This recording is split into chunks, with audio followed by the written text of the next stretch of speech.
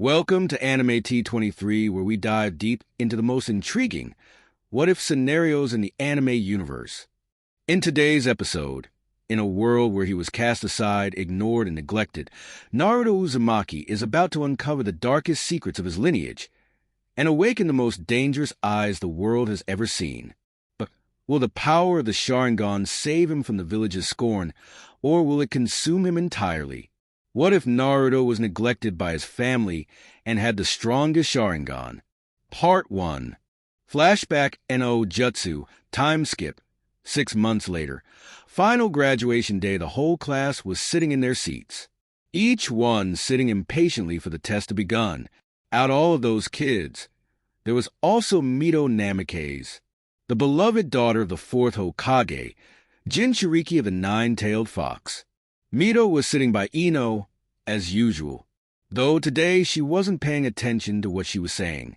She was too busy looking at her annoying brother Naruto. She usually didn't give a care in the world about him. She didn't like how he liked to goof off in class and act like he knew everything. She didn't hate him. She loved her brother in a way, though she couldn't help but feel jealous. She hated being the center of attention, considered the hero for housing the Nine Tails. The only person who she felt understood her was Ino, her best friend. She envied the fact how Naruto just acted without a care in the world. Though what had really set her off was who she had seen Naruto with, a little girl who had been calling him Big Brother. Did he just set me to the side? Don't I mean anything to him? Jealously thought Mito. Why should I care anyways? I mean, he never really talks to me. Hey, to Mito, interrupted Ino, having noticed Mito not paying attention. Huh, said Mito as she suddenly came back to the real world. Did you listen to anything I said, Mito? Asked Ino. Then Ino looked to where she was staring, as she spotted Naruto. Does Mito have a problem with Naruto? Ino shook her head as she faced her friend again. I was saying how I hope I get a really good team next week. I mean, after I pass the exam. I hope I get Sasuke. Yeah, I hope I get a good team too, muttered Mito as she moved the blonde hair out of her face. Ino sighed. What's up with you and Naruto? Did you guys get in a fight or something? Mito just shook her head. Don't worry about it. It's nothing. Meanwhile, on the other side of the room, Naruto and Sasuke were talking. It seems you've taken quite the liking to little Daichi, asked Naruto. So what? He's better than that little devil sister of yours, Haruka, retorted back Sasuke. Naruto sarcastically clutched his heart. Oh, one straight into the heart. You're quite defensive about him, huh? Sasuke just lowered his head. The boy's very perspective and smart at such a young age. He reminds me a lot of Itachi. Naruto just nodded, having understood what he was thinking. You don't want him to turn out like him? Well, if that's the case, don't push the idea of becoming a ninja. Sasuke lifted his head in question. Why? You probably know this, but Itachi was pressured by your father to become a ninja. So, he was forced to quickly go to the ranks. Naruto quickly took a deep breath. He really hated lying about Itachi. So, he probably just cracked under the pressure. That's probably one of the reasons he ended up. Sasuke just nodded, letting him know what he meant. An eerie silence overtook them. Then they continued their conversation. You're right, we shouldn't pressure any of them, replied Sasuke. Naruto added, yeah, we should let them take it slow and steady. I heard that the academy are now making them go 6 years, starting at the age of 6.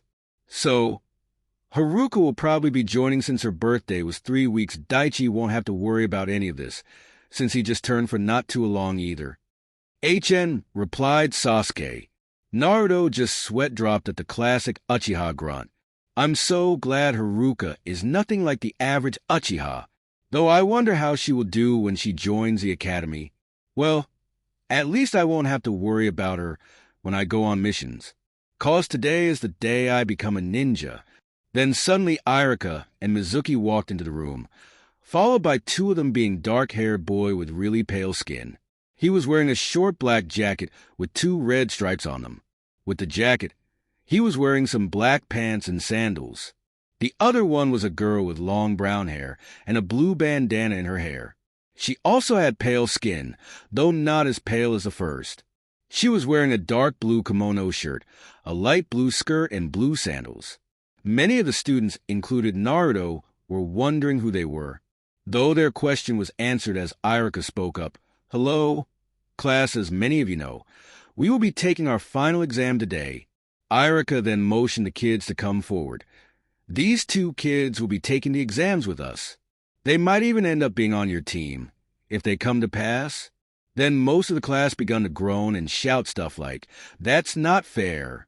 They should have taken the class too." Haruka then expanded his head and shouted, "Shut up." The class then settled down. As soon as they did, Haruka continued, "They have had private tutoring, that's all. The girl is Yakumo Kurama," spoke Haruka as he pointed at Yakuma. Yakuma looked very nervous and was acting a bit shy. Then Haruka pointed at the boy. "The boy is Sai. You guys may take a seat," said Haruka as he gave both of them a smile. Naruto watched as Sai quickly found the closest seat, which was right by Kiba. He then went on to make some comment about dog breath, which Naruto comically watched Kiba go into a fit. Naruto just chuckled. Then the chuckle turned into a serious look. This kid fits the perfect description of a rude AMBU.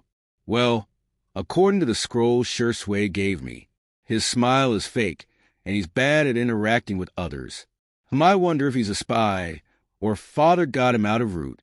Regardless, I will be keeping my eye on him. Naruto then looked at the other new kid. He watched as she was still nervously trying to pick where to sit. Naruto looked to the where Sasuke and him were sitting. Since he cornered Sasuke into the wall, his fangirl stayed away, leaving an extra seat. I guess I should get this girl's story. Kurama clan? Specialist in genjutsu. I wonder if this could be the girl that father mentioned, the one that had awakened their special Kekkei Genkai. Waving at the girl to get her attention, he succeeded as the girl had turned to look right at him. He then motioned at the empty seat by him. He watched as the girl hurried across the room and sat by him. "Hi, I'm Yakumo," said Yakumo as she sat down. "Naruto," replied Naruto, then he pointed at Sasuke, and the emo here is Sasuke. Sasuke just grunted, "Shut it, Whiskers." Naruto's eyes turned into red flames. "Why you dash," Yakumo then interrupted Naruto with a small giggle. "Well, then nice to meet you, Sasuke." Naruto and Sasuke both blinked. Did she just act like a normal girl around Sasuke/me? Nice to meet you too, Yakumo, replied Sasuke, already gaining some respect for the girl. "Wow, you're like the few couple of girls that can resist Sasuke. What's your secret? It must be some medicine, right? I always had a feeling the girls in this class were crazy," stated Naruto as he received a bunch of glares from the rest of the girls in the class. Naruto then just chuckled nervously as Yakumo just let out another giggle. "You're quite funny, Naruto. I was a nervous wreck a minute ago, and now I can't stop laughing." Naruto just smiled. "Well, that's me. So anyways, what were you doing before you came here? I mean, who was teaching you?" Then Yakumo's expression took a sad one. "Well, I was being taught by a teacher who specialized in genjutsu, since my clan specializes in it." Naruto nodded, already knowing this. "Well, I really wasn't even supposed to be here. My teacher marked me as unfit to be a shinobi. She said I couldn't control my jutsus properly, though the 4th and 3rd Hokage decided to give me a chance to prove myself through this test." Naruto was clutching his fist. "Unfit to be a shinobi? Well, you better prove them wrong. You can never ever let anyone tell you that you can't do something, 'cause only you have the power to control what you can and can't do, Databeo," said Naruto. Yakuma was a bit taken back by his response. "Prove them wrong." Then she smiled. "You're right, Naruto. Thank you. I needed that." Naruto just gave her a big thumbs up, while Sasuke just smirked at Naruto's antics. "Naruto, you may be one of the smartest people I know, but sometimes you act like such a kid, though yet you can bring the best out of most people. HN. Inspiring speech, Naruto, but can you turn it down?" asked Shikamaru as he stood 2 desks behind him. Naruto just smiled at his other friend. No can do. Shikamaru then muttered, redheads are so much troublesome than blondes. This then caused some commotion with the blondes of the class, all led by Ino. They all begun to verbally attack Shikamaru. Then Haruka interrupted them. All right, class, settle down. We will begin with the written portion. Then we will continue with Taijutsu and ninjutsu. Haruka quickly passed out the test and begging the exams. They had 30 minutes to finish it up, though Naruto finished it in 15. So he was stuck waiting for 15 minutes. Though as soon as the tests were collected, Mizuki led them outside for the Taijutsu portion, while Haruka graded the written portion. As they came outside, Mizuki explained the rules. All right, simple enough. I will challenge each one of you inside the circle. Your objective is to stay inside and keep up for at least 3 minutes. I will continue until you're either forced out or you reach the 6-minute mark. The longer you stay and the more points you will score. As well, you can't use any weapons or jutsus, just taijutsu. Many kids nodded their heads. Some of the civilians looked nervous, though all the clan kids were relaxed. They normally did this with their families. As well, it was just 3 minutes. Naruto watched how most of the civilians ended up barely passing the mark. There was 1 or 2 that made it up to the 5-minute. Was kind of surprised that Sakura was able to make it up to the 4-minute mark. When a clan kid finally went up, Shino, he only managed 4 minutes, which was reasonable enough to Naruto since his clan specializes in bugs, usually long distance. Then came Shikamaru, who could have made it farther, but just stopped after 3 minutes. Then went Choji, who did the same since he was too lazy to continue. Yakumo only lasted 4 minutes. Ino, Mito, Hinata just barely missed the 6-minute mark. Kiba and Sasuke, though, did manage to last all 6 minutes. Then second to last came Sai. He only lasted 5 minutes, but it made Naruto uneasy. It almost looks like he's trying to hold back. Naruto Namikaze, you're the last one, called out Mizuki. Naruto just stepped into the ring. He then got into his own combination of the uchiha and uzumaki style. He had learned from his mother and Shursui. Mizuki then smirked. Could I just have to have him fail? Then my plan will be set in motion. The smirk made Naruto a bit. He didn't have time to think about it, because Mizuki yelled, "Start!" Mizuki then started to furiously attack. Thanks to Naruto's great reflexes, he was able to dodge most of the vicious blows. As well, even without the Sharingan, Naruto could keep up with all his movements. Naruto watched as his movements got faster and dirtier. Mizuki started to try to get a knockout punch. Though to his surprise, Naruto kept up. The rest of the class watched at the speed that they fought. Even Mito looked impressed at her brother's skill. He's trying to purposely make me fail. As soon as the 3-minute mark comes along, I'll take him out, concluded Naruto as he dodged another punch. This brat is good, thought Mizuki as he kept trying to take him out. Now, as soon as Naruto noticed the clock hit 3 minutes, he countered. Letting Mizuki's punch slide into the inside of his punched him right in the stomach, forcing him to stop dead and is wrapping his arm in a bear hug. He swung his body over his arm. Leading with his heel, he let his heel connect to the top of Mizuki's head in a downward motion. His heel kick-slammed Mizuki's head into the ground, knocking him unconscious. Then Naruto jumped off to the side. Most of the class stared in awe and shock. They had just seen an academy student take down a Chunin. Even though they were about to become genin, this was unheard of. Naruto just smiled at his accomplishment until he heard Haruka yelling, "Naruto, you're not supposed to knock out the teacher." Naruto just shrugged. I was getting a bit bored, so I decided to speed things up. Haruka just sighed. He didn't know what to say. It was unheard of a student knocking out the teacher, especially one bold enough to do it during the exams, risk of getting disqualified. He decided to just let this one slide. Let's move along to ninjutsu portion, while I take Mizuki to the infirmary. So with that, Haruka took Mizuki to the nurse. The rest of the exam went without any more problems. Everyone passed the ninjutsu portion, thus having all 27 students pass. Haruka had then told everyone to return in a week to get assigned to their teams. Yakumo, Naruto, and Sasuke had then proceeded to walk out. Naruto and Sasuke have taken a liking in Yakumo and invited her to eat. Also, she had told them her parents had died in a house fire, so they didn't want her to be alone. I told you that you would pass, Naruto told Yakumo with his big grin. Yakumo just flushed at his comment. Thanks, Naruto, but I wasn't as good as you. I mean, you knocked out the Chunin instructor. Naruto rubbed the back of his head. I'm not that good. HN, don't be such a fool. This is probably the only time you will hear this from me. But that was pretty impressive, said Sasuke.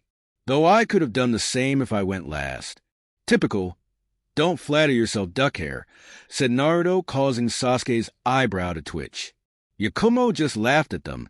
You two are such weird friends. Naruto and Sasuke were about to protest when a shadow came over them. What's this that you knocked out the Chunin instructor? Yakumo and Sasuke jumped at the tone of the voice. Naruto also flinched at the sound of the voice. Turning around, he saw it was Kushina, not looking too happy, and Mother. Well, you see dash, then suddenly he was engulfed in a hug. That's my Naruto, knocking out the teacher. You know I did the same thing, but I wasn't bold enough to do it on exam day. You sure are something databane. Naruto just let go of the breath he was holding. Yakumo and Sasuke's sweat dropped. Seriously? Databao? Databane? How about we get Mito and celebrate? Exclaimed Kushina. Naruto got loose from the hug. I'm sorry, Mom. I already promised I would go with Sasuke and Yakumo. I can't let Sasuke get too antisocial. Sasuke just grunted and mumbled, I'm not antisocial. Kushina looked sadly at her son. I guess that's okay. Though your father would want to hear about your graduation. Naruto just turned to Yakumo and Sasuke. Whatever, I'll be at his office later anyway. I need to talk to him about something. This caused Kushina to raise an eyebrow. About what? You'll find out. It might make you a bit happy too, Naruto said as a grin covered his face. Let's go, guys. Grabbing both Yakumo and Sasuke, they left in swirl of leaves. Kushina just pondered to herself, make me happy? Maybe he's going to try to bond with Minato. Okay, now to find Mito. Then Kushina searched for Mito. Outside of ramen shop, Naruto, Sasuke, and Yakumo all arrived at Ichiraku Ramen. Yakumo and Sasuke looked a bit dazed and irritated at Naruto. What was that? Asked Yakumo. That was my body flicker technique. I guess I should have warned you, said Naruto as he rubbed the back of his head. It's okay, just tell me beforehand, replied Yakumo as she had finally gotten rid of the dizziness. Come on, they're waiting inside, said Sasuke as he walked into the shop. With that, the trio walked into the stand. Sitting in the seats were Daichi, Haruka, Kakashi, Ken, and Aiko. Brother, wow, you're a ninja now, exclaimed Haruka as she gave Naruto a hug. Yes. Calm down, Haruka, replied Naruto as he put the girl back into her seat.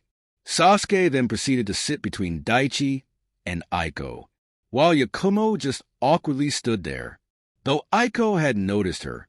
Hey, Naruto, who's the girl? Asked Aiko. Naruto turned his attention to Aiko. Oh, she took the exam with us and passed. So we decided to invite her along. Kakashi, Ken, Haruka, Daichi, this is Yakumo. Hey there, I'm Ken, replied Ken, and Kakashi grunted Kakashi, which annoyed Naruto. I'm Daichi. Shyly said Daichi. Well, I'm Aiko. It's nice to finally have a girl around my age. You have no idea how annoying these boys can be, said Aiko as she flung her black hair to the side, causing both Kakashi and Ken to growl at Aiko. Hey, what about me? I'm a girl, asked Haruka. You're a squirt, though, replied Aiko. H-E-Y, I'm not a squirt, shouted Haruka. Tell her what I am. Big brother. Fun-sized, replied Naruto as seriously as he could, though he couldn't help but let a smile escape. Yeah, fun-sized. What? Shouted Haruka once more. Yakumo then just started to laugh, and sat on the other side of Aiko. Naruto, Sasuke, you guys have quite the family, quite adorable. Nice to meet you all. As you know, I'm Yakumo. Sasuke just grunted in agreement, and Naruto smiled and sat by Haruka and Ken. Yeah, we do, don't we? Well, guess today the meal is on me, so eat up. Hey, old man, we're ready to order. Give me a second, Naruto, replied Itachi, the ramen chef. Don't worry, Dad, I got it, replied the brunette girl behind the counter. The chef's daughter I am. With that, I am proceed to take orders. Naruto watched how everyone was having fun. Even Daichi had opened up a bit more. Naruto couldn't help but smile. I guess I finally found my own family, even if they are more friends than actually blood relatives. Many hours later, Naruto had just finished dropping off the Uchiha kids at the orphanage. Now he was making his way to the Hokage Tower with a scroll in his hand. A scroll which he knew would cause lots of problems with his dad, especially since he had the Sharingan, a genjutsu reserved for the Uchiha and Namake's clan. Naruto reached the tower. Going through the front lobby and through the secretary, he reached his father's office. Though before he walked in, he took a deep breath. This is going to be a long chat. Naruto opened the door and walked into his father's office. As he looked around, he noticed it hadn't changed. Since the last time he had come in here at the age of 8, his father was sitting at his desk, already waiting for him. Naruto walked across the room and sat in one of the chairs. Minato broke the ice. So, I heard you graduated? How are you feeling about it? Naruto just shrugged. I was hoping to graduate earlier, but I decided to stay put. So, it wasn't a big deal. Minato just nodded, and they both stayed in silence for a minute. This was usually as far as their conversations. Knowing what else to say, Minato got to the point. So, your mother said you wanted to tell me something? Well, what could that be? Naruto didn't say anything. Reaching for his pocket, he pulled out a scroll. Pulling it all out, he threw it at Minato. Minato caught it and raised an eyebrow in question, though he remained silent. As he opened it up, he read through it. Then his expression turned into a shocked one. You want to drop Namake's from your name? Asked Minato. That's right, F.A. Lord Hokage, replied Naruto without a change in his expression. Why? Asked Minato. If you can't find your answer yourself, then you might not be worthy of the title of Hokage, said Naruto. Minato then just slammed his fist into his desk. But it's your family's name. Naruto then also stood up, as well as Uzumaki. I cherish that name more than Namake's. Why? I know it's more than that, said Minato. If you don't sign the scroll, I just have the third do it. It's the least you owe me, demanded Naruto. Owe you? Asked Minato, confused. Naruto's eyes then widened in anger. He doesn't even feel bad for what he did to me. Let me refresh your memory, Mr. Hokage. You remember back to my 9th birthday, the day that was supposed to be a great day to remember, which turned out to be the worst. When you disinherited me in front of all the clan heads. You couldn't have at least do it in private? No, you had to announce it to all the clan heads, with me there. You know what people call me on the street? Hey, look over there. It's the loser son of the 4th, you hear? He was disinherited because he wasn't fit enough to be an heir. Do you have any idea how much you hurt me? Yelled Naruto. Minato's expression was in shock. He had never heard his son yell. As well, every word he spoke was filled with poison. Every little thing he said is true. I've been a great father to Mito, but to Naruto...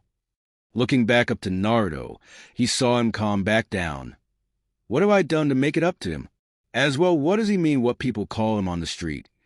Minato then closed his eyes and rubbed his temples. Making his decision, he grabbed his pen and signed the scroll. You're right, Naruto. I haven't realized how much I have hurt you, but with this I hope I can at least begin to heal the damage. Naruto didn't say anything, he just grabbed the scroll and headed for the door. But before he could open it, Minato spoke up. You activated the Sharingan right after the announcement, didn't you? Naruto just nodded his head. Without turning around, he then just walked out of the room.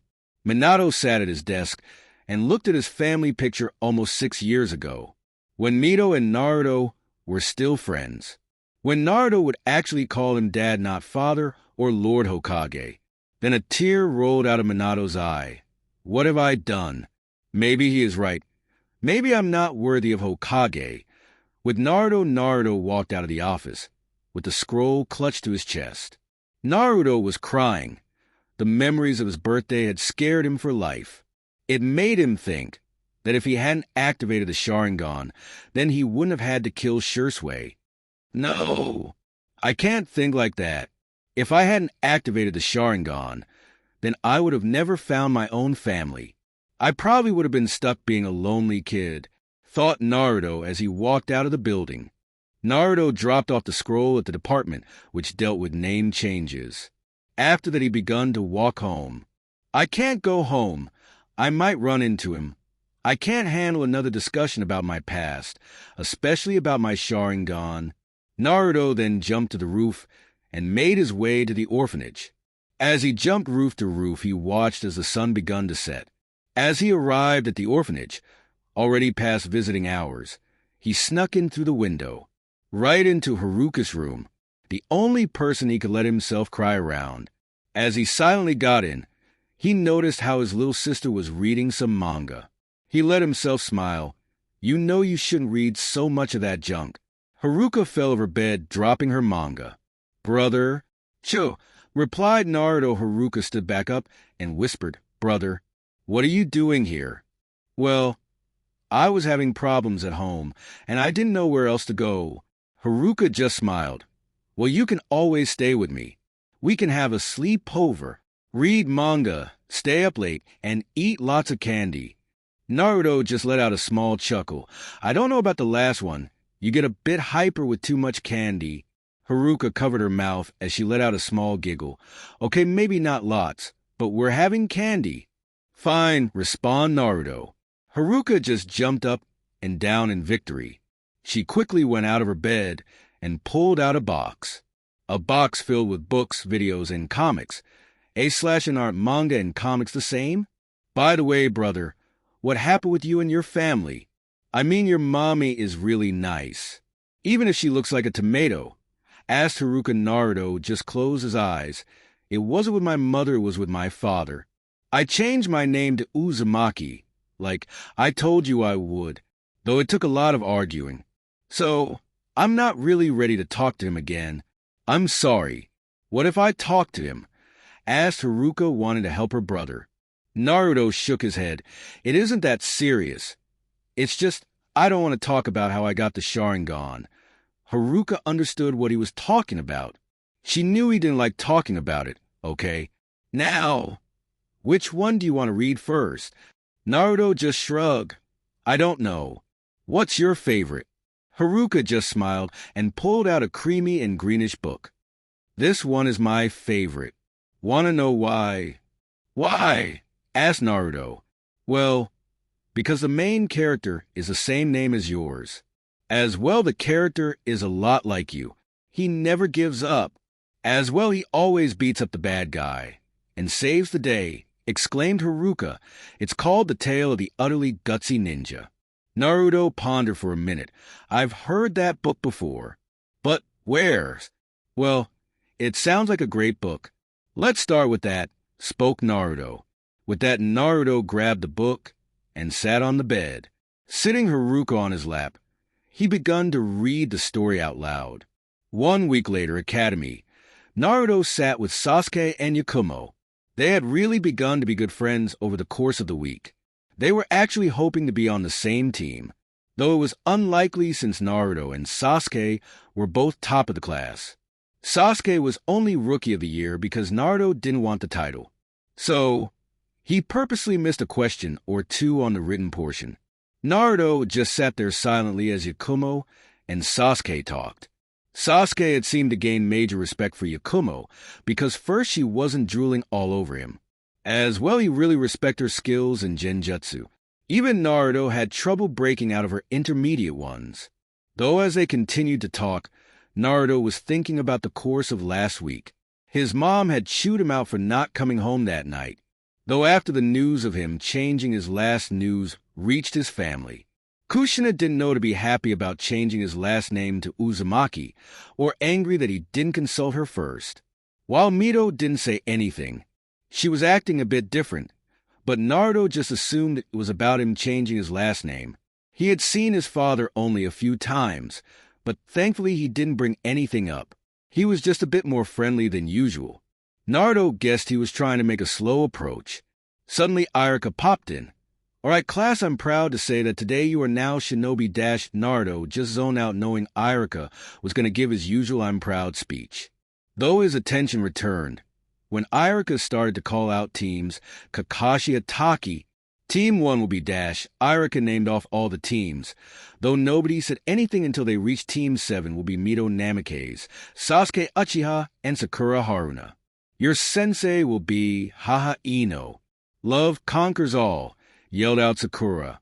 Mito didn't say anything, but you could tell she was annoyed by Sakura. Sasuke slammed his head into his desk, shocking everyone in the room.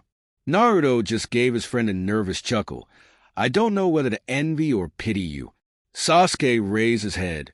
"What is there to envy?" "Well, you have Kakashi as your sensei. He's one sly dog. As well, he's the guy who has a Sharingan in his left eye." "Remember I told you," said Naruto. Sasuke took a deep breath. "I guess it won't be too bad then." Team 8 Hinata Hyuga, Kiba Inuzuka, and Shino Sensei will be Kurenai Yuhi. Naruto watched as Yakumo flinched at the name. "What's up with her? Kurenai Yuhi? Team 10 Shikamaru Nara, Choji Akimichi, and Ino Yamanaka. Your sensei will be Asuma Saratobi." "Dang it, I wanted Shikamaru on my team," thought Naruto. "Why do I have to get the lazy bum and his companion?" demanded Ino. Haruka yelled back, "Are you questioning the team set by the third Hokage? If you didn't know, while the fourth overlooks the missions, the third is in charge of placing teams. Are you questioning his judgment?" Ino just sat back in her seat defeated. Finally, the last team will be Yakumo Kurama, Naruto, Uzumaki, and Sai. Your sensei will be Naruto didn't hear the rest as he mentally cheered in his head. "Yes, I get Yakumo, a useful kunoichi. Though I get the root dropout." Yakumo smiled at the idea of being on Naruto's team, whilst I gave them a fake smile. "So the mission is going according to plan. I wonder how Lord Danzo managed to get me on his team." Sasuke just grunted, wanting to be the one on Yakumo's team. Not that he would say that out loud. "Your senseis will pick you up in an hour." Naruto and Yakumo both headed toward Sai. "Hey, Sai, let's go get some food, so we can get to know each other," said Naruto. Sai just smiled. "Sure, let's go." Walking out of the classroom, they both head to the roof. Having all packed their own lunch, they decided to just eat on the roof. Though as they headed up there, they ran into a lady with raven hair and red eyes. Naruto assumed she was a jounin, even though she wasn't wearing the normal attire. Then the lady begun talking to Yakumo. "You shouldn't have became a ninja, Yakumo. You're putting your comrades in danger," whispered the woman. Naruto noticed how Yakumo looked like she wanted to cry, while Sai said nothing. "No, you're wrong, Kurenai-sensei. This is what I'm meant to be," responded Yakumo. But Yakumo-Kurenai didn't finish. "Shut up," said Naruto out of the blue. "Who do you think you are saying she can't be a ninja? She can't control her powers properly. She's putting everyone near her at risk," exclaimed Kurenai. "So, what?" "I don't care," responded Naruto. "Why you, brat? Why don't I teach you a lesson?" said Kurenai as she went through the hand signs of dog hair snake ram. String bean binding illusion. Then, suddenly she disappeared. Naruto closed his eyes. I guess it's time to test out the genjutsu reflection of the Sharingan Mirage Genjutsu. Opening his eyes, he revealed his Sharingan. He suddenly felt himself being clamped down by several vines. Then she appeared in front of him. "Not so cocky now, are you? You shouldn't underestimate me," said Naruto as he made eye contact with her. The moment Kurenai made eye contact with him, she gasped, "There's no way." The Sharingan, demonic illusion, mirror heaven and earth changed, and Naruto suddenly disappeared. Kurenai just saw a pair of Sharingan. before she felt she was the one clamped to the ground. If you hadn't underestimated me, I wouldn't have beat you, would I? That was your big mistake. As for Yakumo, leave her alone. I don't care if she couldn't control her powers. We, as her comrades, have complete faith in her abilities. Don't we, Sai? Declared Naruto. Sai didn't know what to say. I don't know. If she's a risk to the mission, then she shouldn't be involved.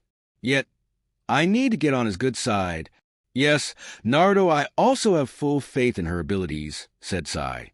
Naruto just gave Kurenai a smile as he released the genjutsu. Let's go, Sai, Yakumo. We've got lunch to eat. Naruto grabbed Yakumo, seeing that she wasn't going to respond. Sai followed behind as they left Kurenai behind. Kurenai was just on her knees as she just gave Naruto a curious look. Naruto Uzumaki. You're an interesting one. Such powers at such a young age. Kurenai stood up. Have faith in her abilities. On top of the roof, Naruto and Sai were quietly eating at their food, while Yakumo just stared at hers. Naruto having had enough. You're really going to let her put you down? She said you weren't going to be a ninja. But look at you know. You're a full-fledged shinobi of the leaf, said Naruto. Yakumo looked up at Naruto as tears begun to leak out. Thank you, Naruto. You're right. Thanks for backing me up back there. I don't think I would have been able to defend myself. That goes for you too, Sai.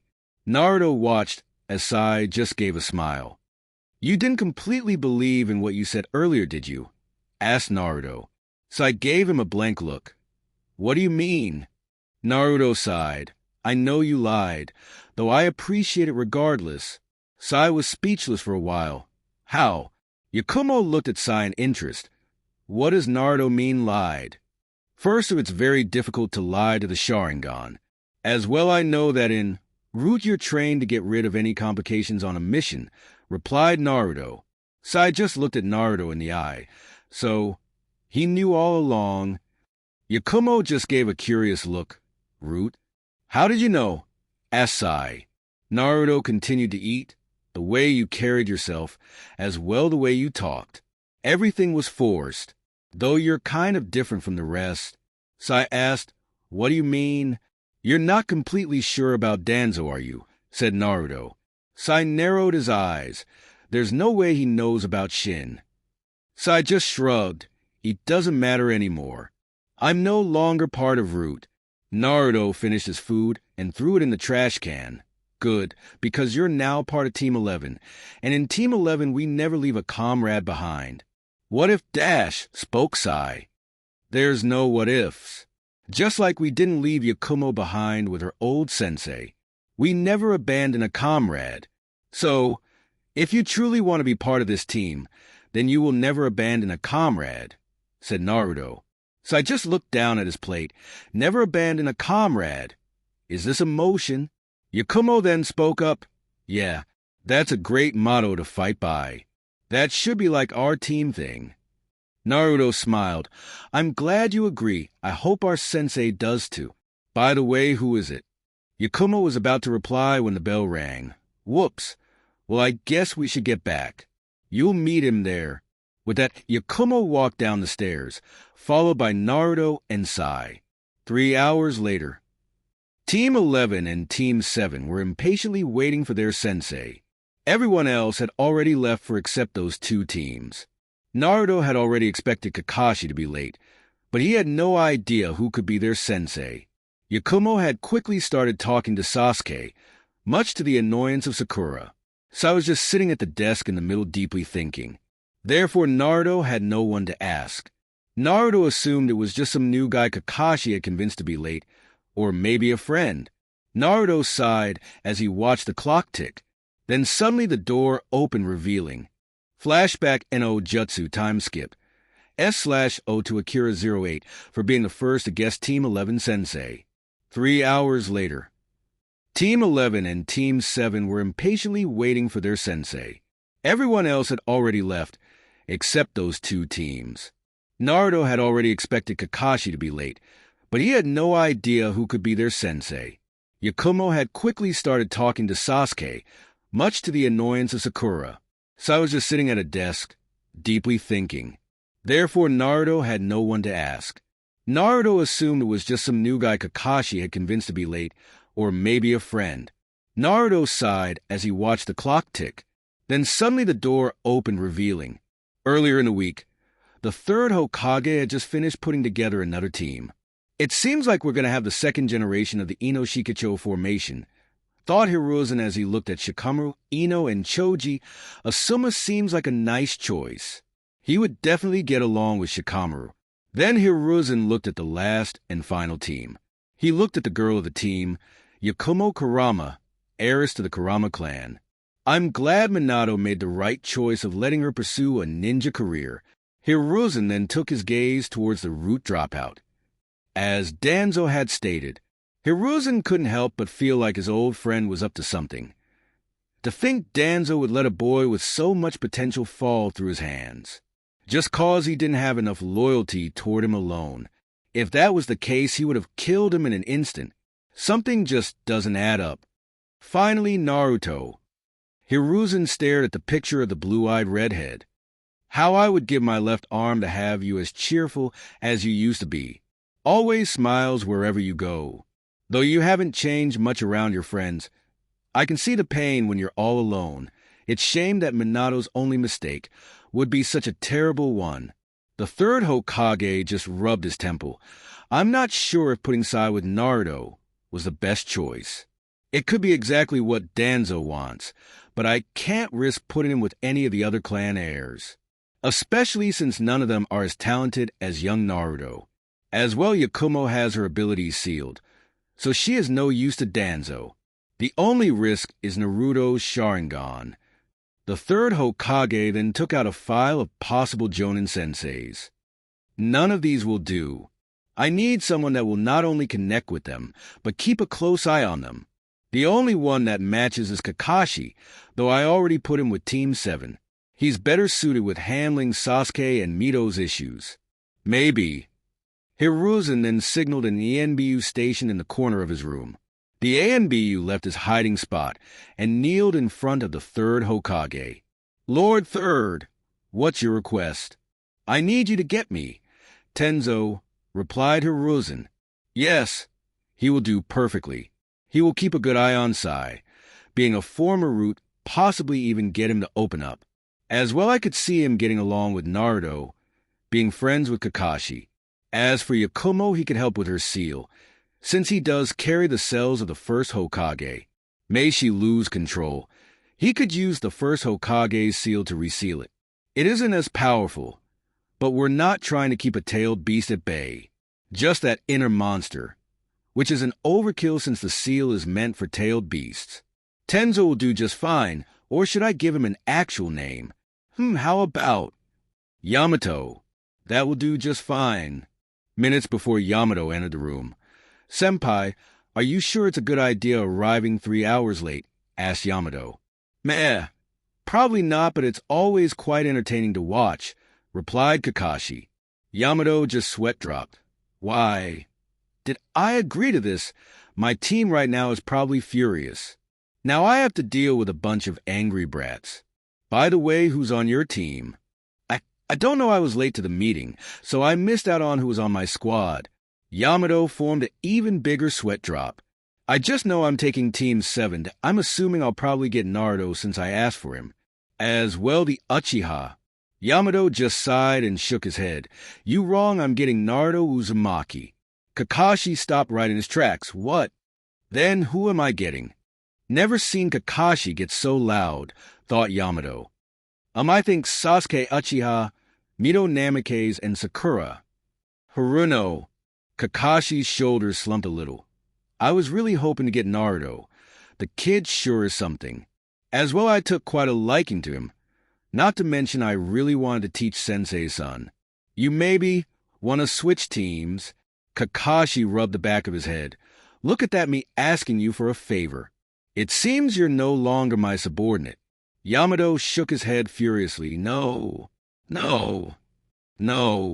Your sweet talking won't help you this time. I have direct orders from the third to look after this team.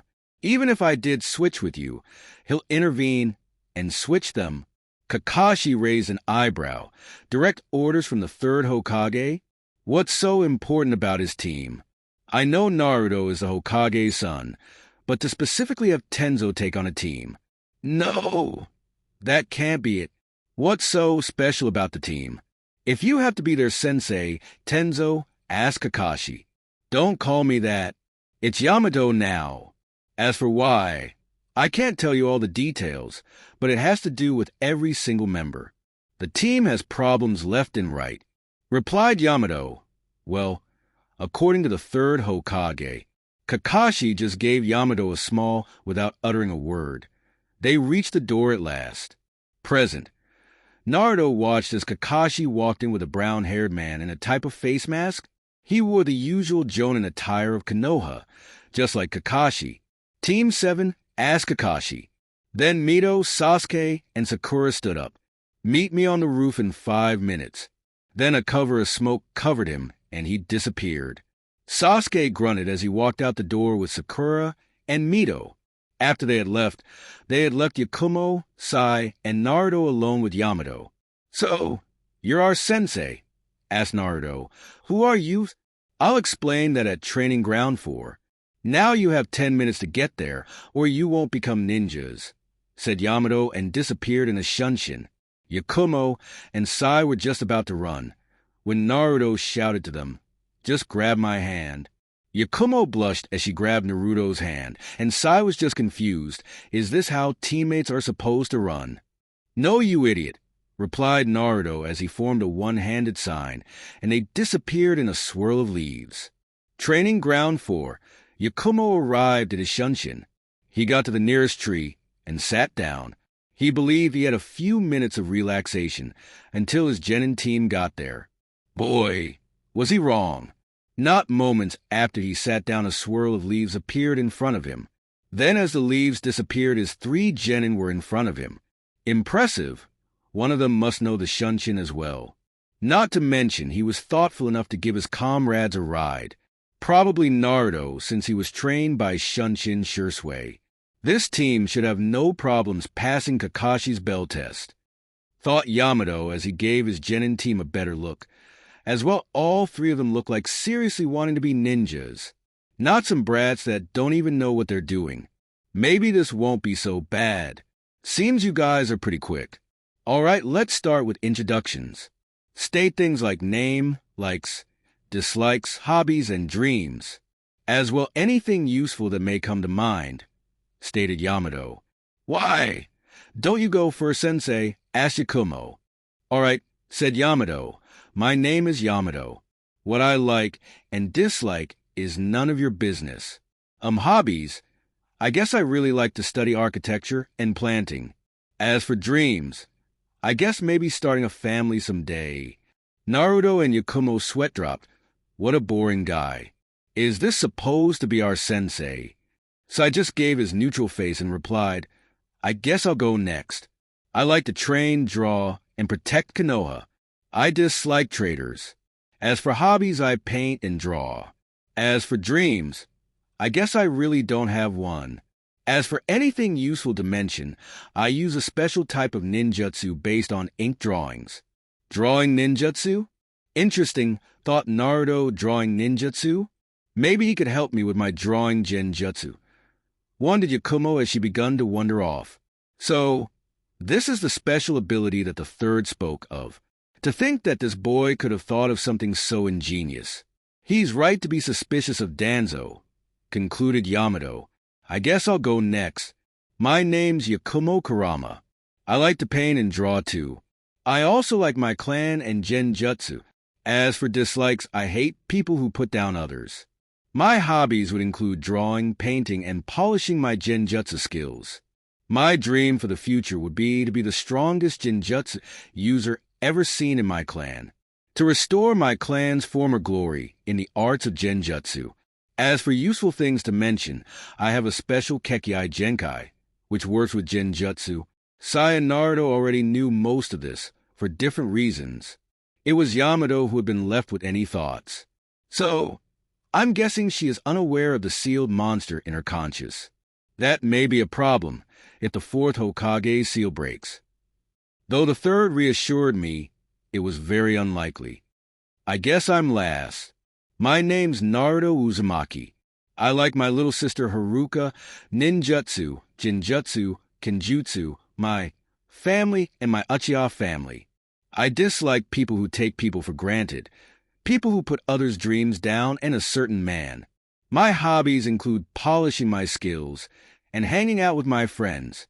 As for dreams for the future, to one day have a family of my own, as well to help my younger sister achieve her dreams. As for any special abilities I have, I wouldn't like to show you, but since you have shown me yours, I will do the same. Naruto closed his eyes and reopened them, showing everyone his Sharingan. So, these are the eyes that Lord Danzo/Third Hokage spoke of, thought both Sai and Yamato. I thought I was seeing things earlier. Is that how he beat Kurenai Sensei? Pondered Yakumo. These are my Sharingan. The Taijutsu once exclusive to only the Uchiha and Namake's clan. Now as well included in the uzumaki, stated Naruto. Sai and Yakumo were about to ask questions before Yamato interrupted. You guys all seem like an impressive bunch. Now it's time to test you, said Yamato as he pulled out 2 bells. Test us? Asked Yakumo. Yes. Yakumo, you didn't really think you would become a genin without an actual combat test, asked Yamato. Yakumo looked at her 2 teammates. Seeing that they weren't a bit surprised, man, I must be like the weakest here. The test I'm going to give you include these 2 bells. The bells will be tied to my waist. The objective of the test is to get a bell before who fail will be sent back to the academy. So, that means you have about 3 hours, declared Yamato.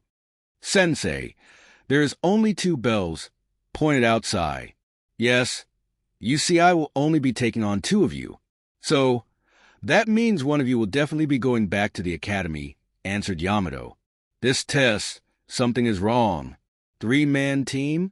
No, that's never happened before. So, that means the test is supposed to divide us. Clever. Too bad I already saw through it. No Sharingan needed. Summed up Naruto. Only 2? I'm so not gonna pass.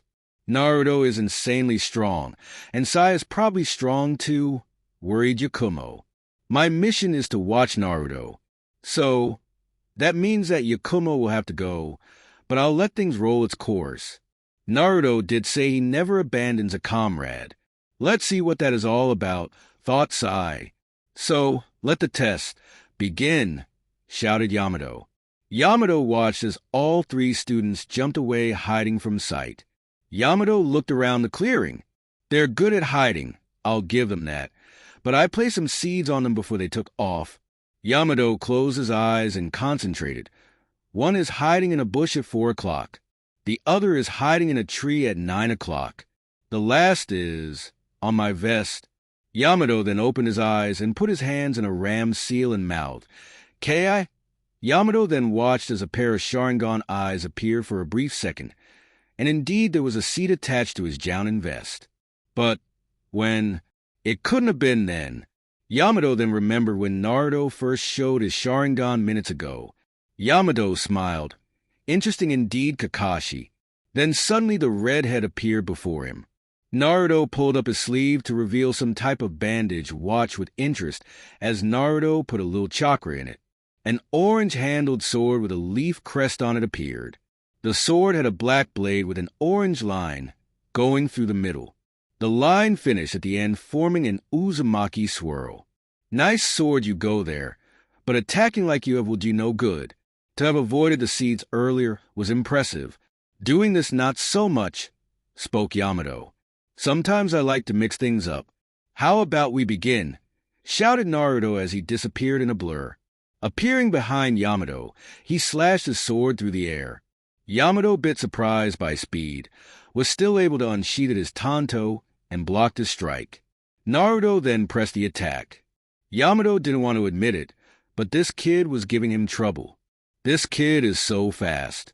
His attacks aren't strong, but they are quick. Add his Sharingan in the mix, and he's practically impossible to counter. Naruto then with one hand pulled out some shuriken and chucked them at his head, forcing Yamato to use his tanto to block them. Meanwhile, Naruto used his sword in the other hand to swipe at the bells. Yamato, seeing what Naruto planned, backed away just enough to dodge the strike. Yet, as he watched the blade miss him by at least 3 inches, he suddenly felt a deep cut in his thigh. Jumping away from Naruto, he examined his leg. There is no way his sword got me. I saw it miss by at least 3 inches. He didn't place any genjutsu. How? Though before he could finish his thoughts, Naruto once again went for the strike. Yamato rose his tanto to block the strike. As the blades collided, he finally noticed the blue chakra surrounding the sword. Then his tanto broke in half. Yamato was able to dodge the blade once again and jump to a tree branch. Wind chakra? Such a rarity here in Konoha. Took me a while to figure it out.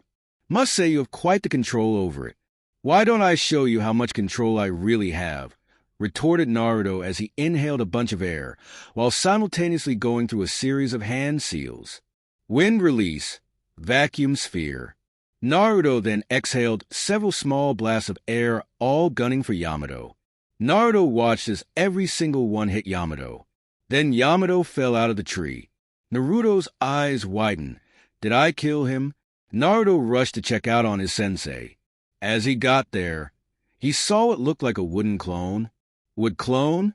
I thought only the first Hokage could do that, thought Naruto. Then suddenly a bunch of wooden stakes appeared from the ground. Naruto was tied down to the ground. Then Yamato appeared. I must say you're quite talented. To have defeated my wood clone, though it was only a wood clone. I guess that tells you everything, said Yamato with a smirk. Naruto then smiled. I guess it does. That my clone is better than yours. Then Naruto poofed into a cloud of smoke. Yamato's eyes widened. A shadow clone? With Naruto, Yakumo, and Sai. As Naruto had sent his clone to distract Yamato, he was able to locate both Yakumo and Sai. After some convincing, they were quite the distance away from the little battle. What do you want, Naruto? This is supposed to be an every man for themselves, said Sai. Is it really?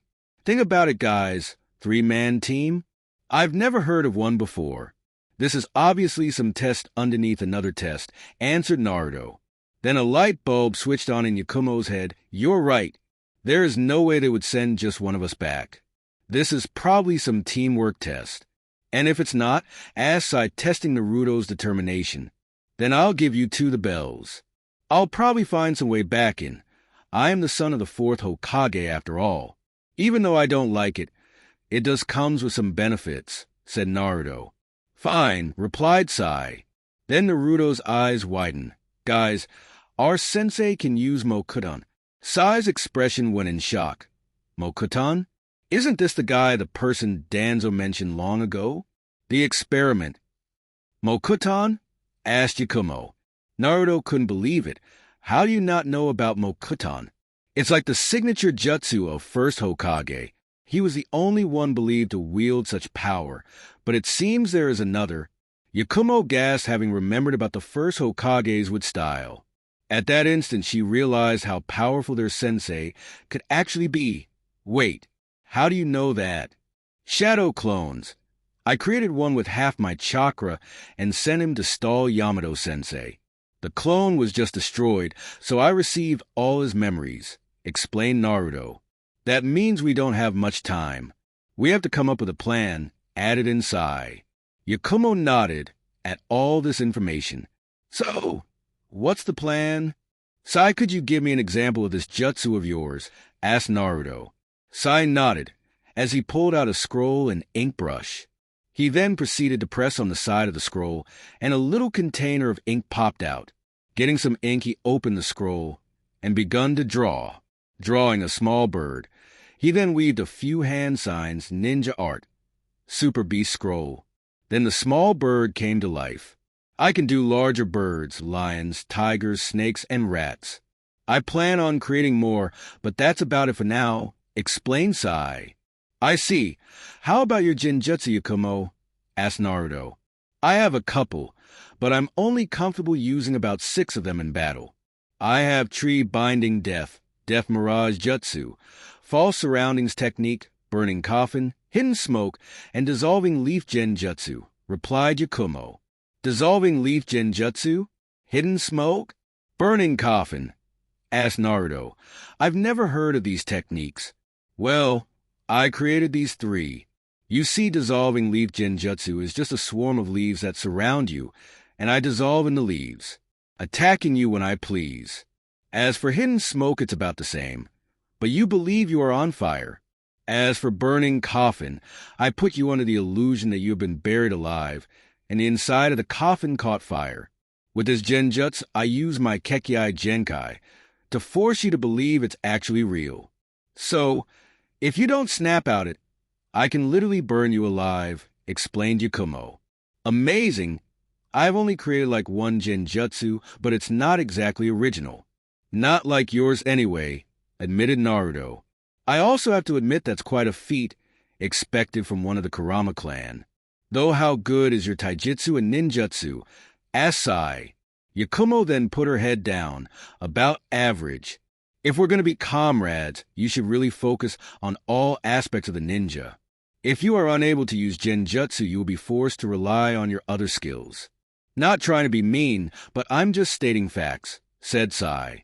He's right, but don't let it put you down.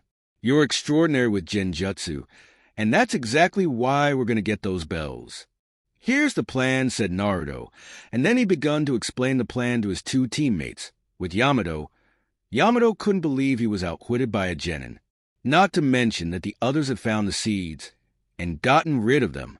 They're going to have to come to me eventually. I guess I just have to walk around. Yamato picked a random trail and begun walking down it. As he walked by, he couldn't help but notice a beautiful red oak. What a rare tree inside a training ground. Having admired it enough, he continued to walk. Then he saw another one not too far alone. Strange. Ignoring the tree, he kept walking. After a while, he came upon the same tree once again. Then he finally noticed, Jinja, it seems Yakumo has decided to play. Kai, shouted Yamato, and the genjutsu disappeared. That was well disguised Yakumo, but you're going to have to do something different to get a bell. He then saw as Yakumo dropped from a tree to his left. Believing she would engage, he took his stance. Then suddenly Yakumo fled to the opposite direction. You're not going anywhere. Then Yamato chased after her. Then suddenly she jumped to the trees. About to jump after her, he suddenly heard a loud roar. Looking to his right, he saw an ink tiger. This must be Sai's jutsus. That means they're working together, concluded Yamato as he flashed through some hand signs. Water release. Water bowl. Then a jet of water exploded from his hand, destroying the ink beasts. Now! Then Naruto jumped from the tree lines. Water release. Wild water wave. Naruto then shot a stream of water from his mouth. Yamato dodged to the side, avoiding the blast. Then suddenly Sai appeared and attacked him with some kunai. Yamato, pulling out his own, they clashed. Then Naruto used his leaf shunshin to quickly attack Yamato. Yamato was suddenly put on the defensive, being attacked by both Naruto and Sai's attacks. He failed to notice that Naruto was purposely swarming the air with leaves. Yakumo watched from the tree. Perfect Naruto. Now it's my turn. Demonic illusion. Dissolving leaf genjutsu. Then Yakumo disappeared into the swirl of leaves. As Naruto and Sai pressed the attack, Naruto was trying to make eye contact. He's purposely avoiding my eye contact. I guess it's time to use that jutsu. Unsealing his sword once more, he pressed some chakra on it. Then the uzumaki swirl on the end glowed a little. He then sliced the sword right in front of him, making sure he looked at the crest. Now Yakumo. Then with his Sharingan, he was able to notice Yakumo swipe the bells. Sai, back away now. Then they retreated about 20 feet back. Yakumo, dropping the genjutsu, appeared at their side. It's over, Sensei. Yamato looked at his waist and saw that he still had his bells. I don't know what you mean. I still have my bells. Do you, Sensei? Asked Naruto. Yamato, not wanting to believing it, looked down back at his waist. Dispelling the genjutsu, he saw his bells were gone. How? We never made eye contact. As well, you didn't make any hand signs. The Yakumo and Naruto smiled, while Sai gave the best he could. It was actually me who stole them, Sensei, exclaimed Yakumo as she pulled out the two bells. You see when Naruto used his leaf shunshin I hid in the leaves using a genjutsu. Then Naruto placed a genjutsu on you, and I stole the bells, explained Yakumo. You see, Sensei, I have more than one way to cast a Sharingan genjutsu. The end of my sword here has a seal I created, a seal which connects my line of vision with it. So the moment you looked at it, it was the same as looking into my eyes, explained Naruto. Incredible. I don't know about the other two, but Naruto is easily Chunin level, thought Yamato. Impressive you three, though who gets the bells. I did say only two would pass, pointed out Yamato. Surprising it was Sai who acted. Grabbing the two bells, he threw them back at Yamato. You see, Sensei, in this team we don't abandon a comrade.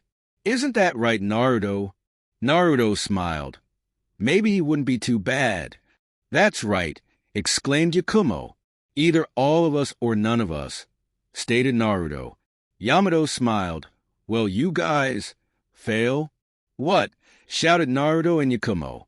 Sai's smile disappeared. Yamato then crackled up. I'm kidding, guys. You passed with flying colors. You showed great teamwork and skill. Each one of you guys. I'm guessing you guys already figured out the test. So, we are now officially Team 11. Why you? See the Naruto. Meet me here tomorrow for our first mission. 7 o'clock sharp. Then Yamato disappeared in his hunshin. So, we're no officially team? How about we go celebrate? Asked Naruto. Yakumo gave Naruto a nod and smiled. Sai gave him a confused look. Celebrate? All we did was pass a genin test. Naruto sighed. Team bonding sigh. We're practically family now, and family, well, should celebrate important things such as this. So come on. But I ain't buying for everyone. You're so cheap, Naruto, said Yakumo. Only when it comes to Haruka you pay. Naruto stuck his tongue out and began to walk towards the village, and Yakumo followed behind. After a couple of feet, they noticed Sai hadn't moved an inch. Family, pondered Sai. Are you coming? If you're going to be picky about paying, Yakumo will cover you, spoke out Naruto. Yakumo's eye twitched, and then she punched Naruto in the shoulder. Hey, stop being so cheap. You can pay yourself.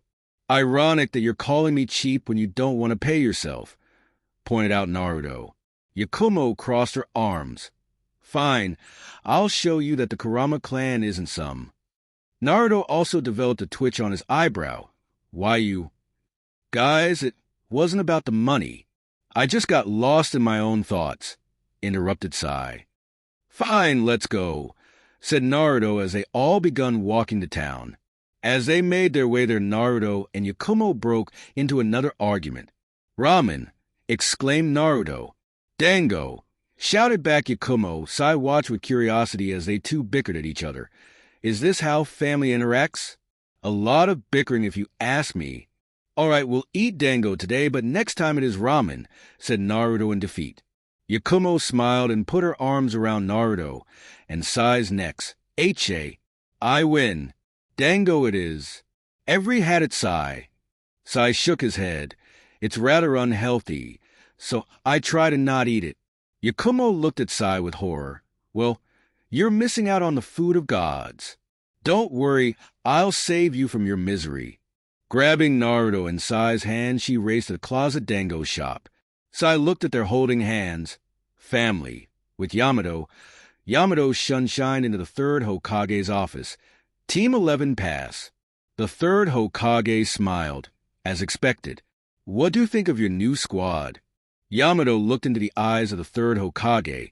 They're a very talented squad, especially Naruto. He took me by surprise a couple times. The Lord Third. Do you really think I'm fit to be a Jonin sensei? Third Hokage gave him a hearty chuckle. Pulling out his pipe, he lit it up. Taking a long puff. I thought the same when I first became a sensei, too. Even though I wished Orochimaru would have turned out a bit different, I did end up teaching the legendary Sannin. Who knows, you might do the same. Yakumo gave him a nod. Thank you, Lord Third. You've cleared any doubts I had. I'm just a bit nervous. It's perfectly fine. Being nervous means you care about actually doing a good job. Anything else, Yamato? Asked Aruzan. The Mokutan user shook his head. That will be all, Lord Third, and he proceeded to walk out of the room. As he left the building, he noticed Kakashi standing at the exit. You need something, Kakashi? Asked Yamato. Kakashi shrugged his shoulders. Curious about your team. Did they pass? Yamato gave a smile and shook his head. Yes, I now know why you wanted Naruto. A very talented kid, isn't he? Natural leader, an excellent tactician, and a very talented ninja overall. Kakashi shook his head. That's not why. Yamato gave him a questioning look. Then why? Kakashi looked up to the sky. Obito.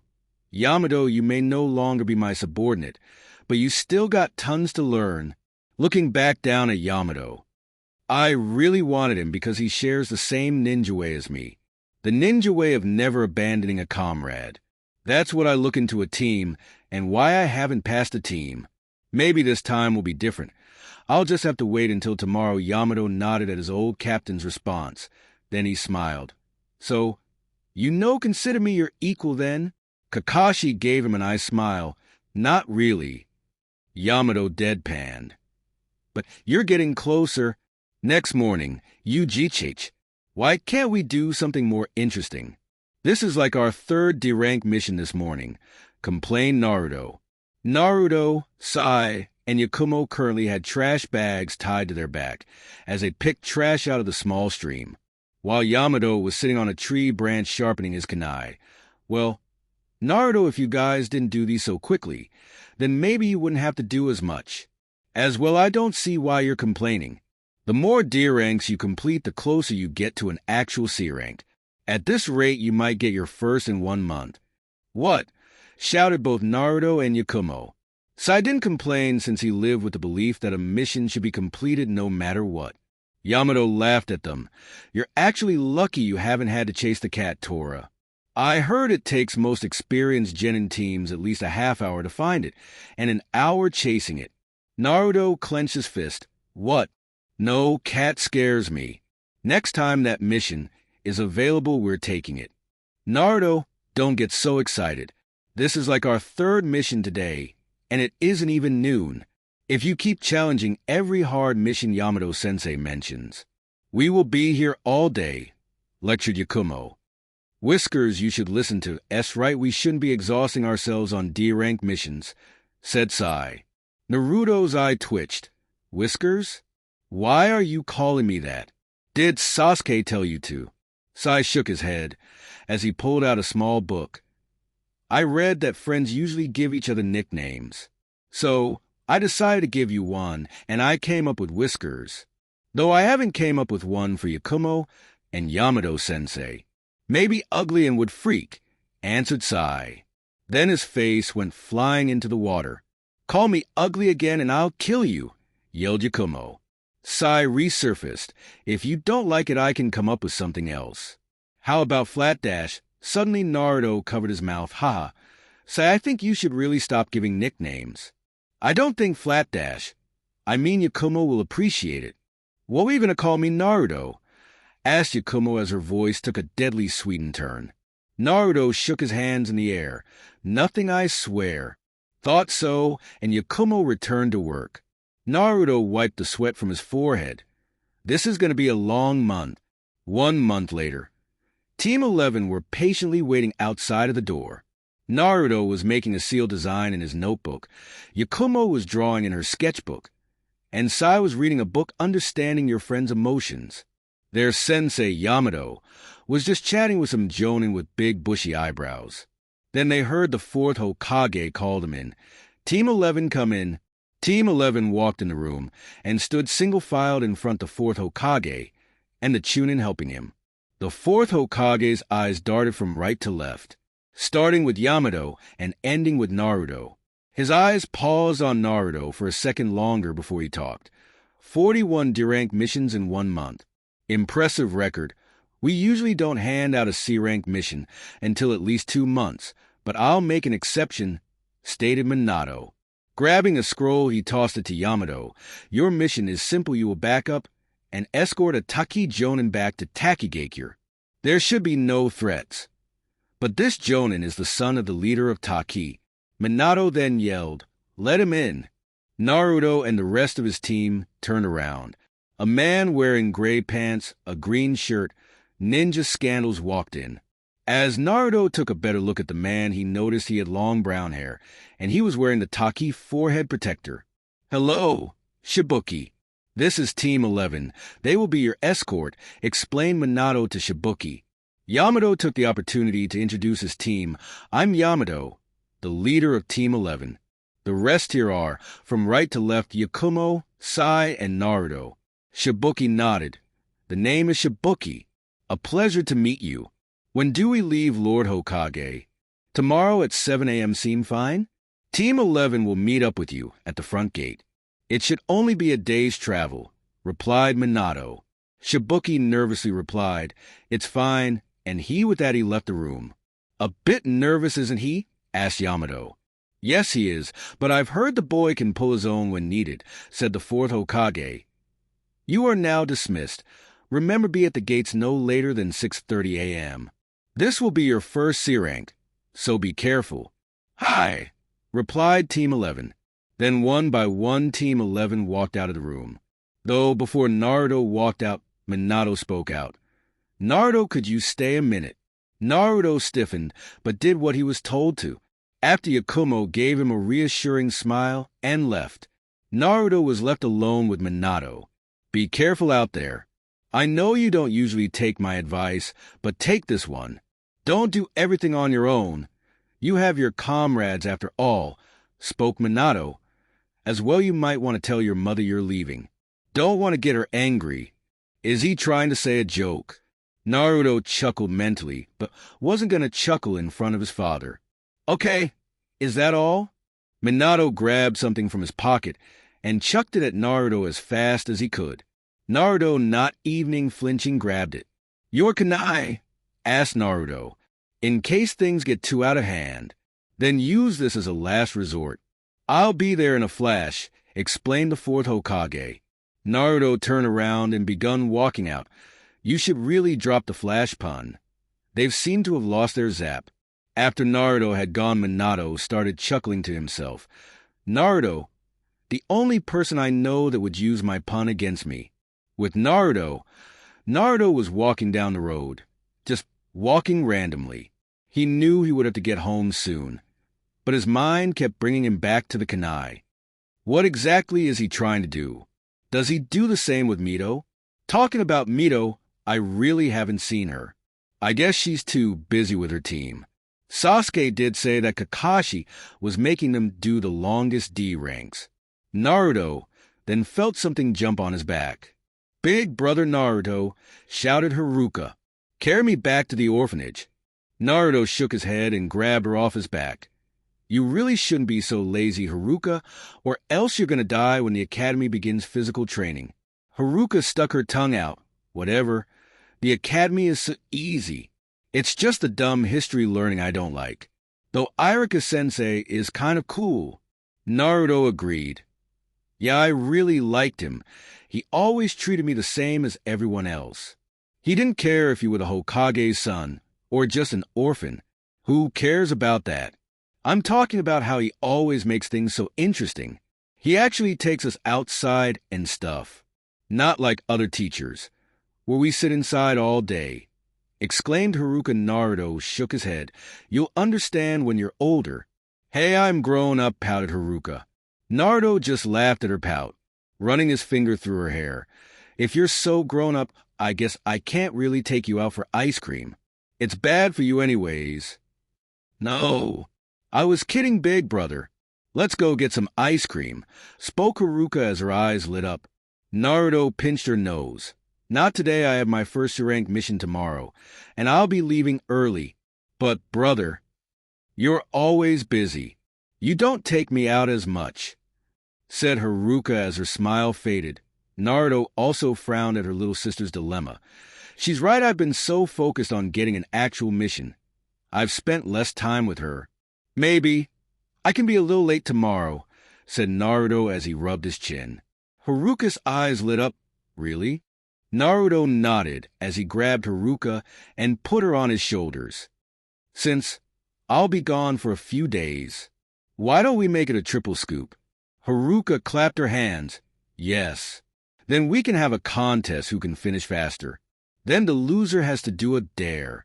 Naruto then listened to Haruka state a list of dares Naruto would have to do. Naruto just chuckled at how ridiculous each one was. Naruto and Haruka walked towards their favorite ice cream stand. They failed to notice a blonde watching them, her blue eyes watching every single interaction between the two. Mito couldn't help but really envy the girl, and she couldn't understand why. Flashback and jutsu, time skip. Naruto was quickly walking toward the gates. Even though he was going to be there just on time, he actually wanted to be there early. It was only C-rank mission, but he wanted to go over formations with his team. There was a little chance they would actually have to use them, but he couldn't shrug off this bad vibe. Naruto turned a corner and saw the gates in view. As he approached it, he saw his sensei leaning against one of the gates, while Yakumo and Sai were chatting with his mom. "Mom?" asked Naruto as he approached the group. Suddenly, the redhead was engulfed in a bear hug from Kushina. Releasing Naruto, she started to check all over him. "I'm all packed," exclaimed Naruto as a huge blush covered his face. "I'm just making sure my baby is everything. I couldn't live knowing my son died on a C-rank mission," teased Kushina. "Mom," said Naruto as he tried to cover up the blush. Yakumo, Sai, and Yamato all laughed at Naruto's dismay. "Don't worry, Lady Kushina, nothing will happen to Naruto. Even if I can't look after him, he can easily hold his own," said Yamato. Kushina puffed her chest. "I know. He's my son and we never give up. Even if we lose, we still win." Everyone's sweat dropped at the logic of that last statement. "Oh, Mom," thought Naruto, "are we going or not?" Butted in Shibuki. Yamato turned his attention back to the mission. "He's right, Yakumo, sighed Naruto. "We're going." "Hi!" exclaimed the three as they followed behind their sensei. Walking out of the village, they waved their goodbyes to Kushina. Outside a village, Naruto walked point. Sai and Yakumo walked behind him, Shibuki in the middle, and Yamato walked at the very end. They walked in total silence until Yakumo broke the ice. "So, what's Taki like?" "It's a beautiful city, but I doubt you will get a chance to look at it," explained Shibuki. "Why?" asked Yakumo. "We let you into our village. Shouldn't it be at least common courtesy to allow us in yours?" Though it was Yamato who answered. "You see, Yakumo, every village has its secrets. What has made Taki such a formidable village is the fact that they have never been successfully invaded. The reason is because the waterfall that surrounds our village provides us a natural maze, which completely hides the entrance of our village, therefore making it almost impossible to infiltrate our village without knowing the exact route. It would take days to get in," proudly stated Shibuki. "Whatever," stated Naruto, not even turning his head around. "Whatever? It's what makes us so formidable," exclaimed Shibuki, irritated. Naruto stopped walking and turned around. "You're right about having an excellent defense, but it's not impenetrable. There is always a weakness. It might not happen anytime soon, but one day someone will find a way to get in, and when that happens, will you be strong enough to protect your village? Like that will ever happen. As well, why would I have to be the one to stop such a foe?" asked Shibuki. Naruto started walking again as he talked.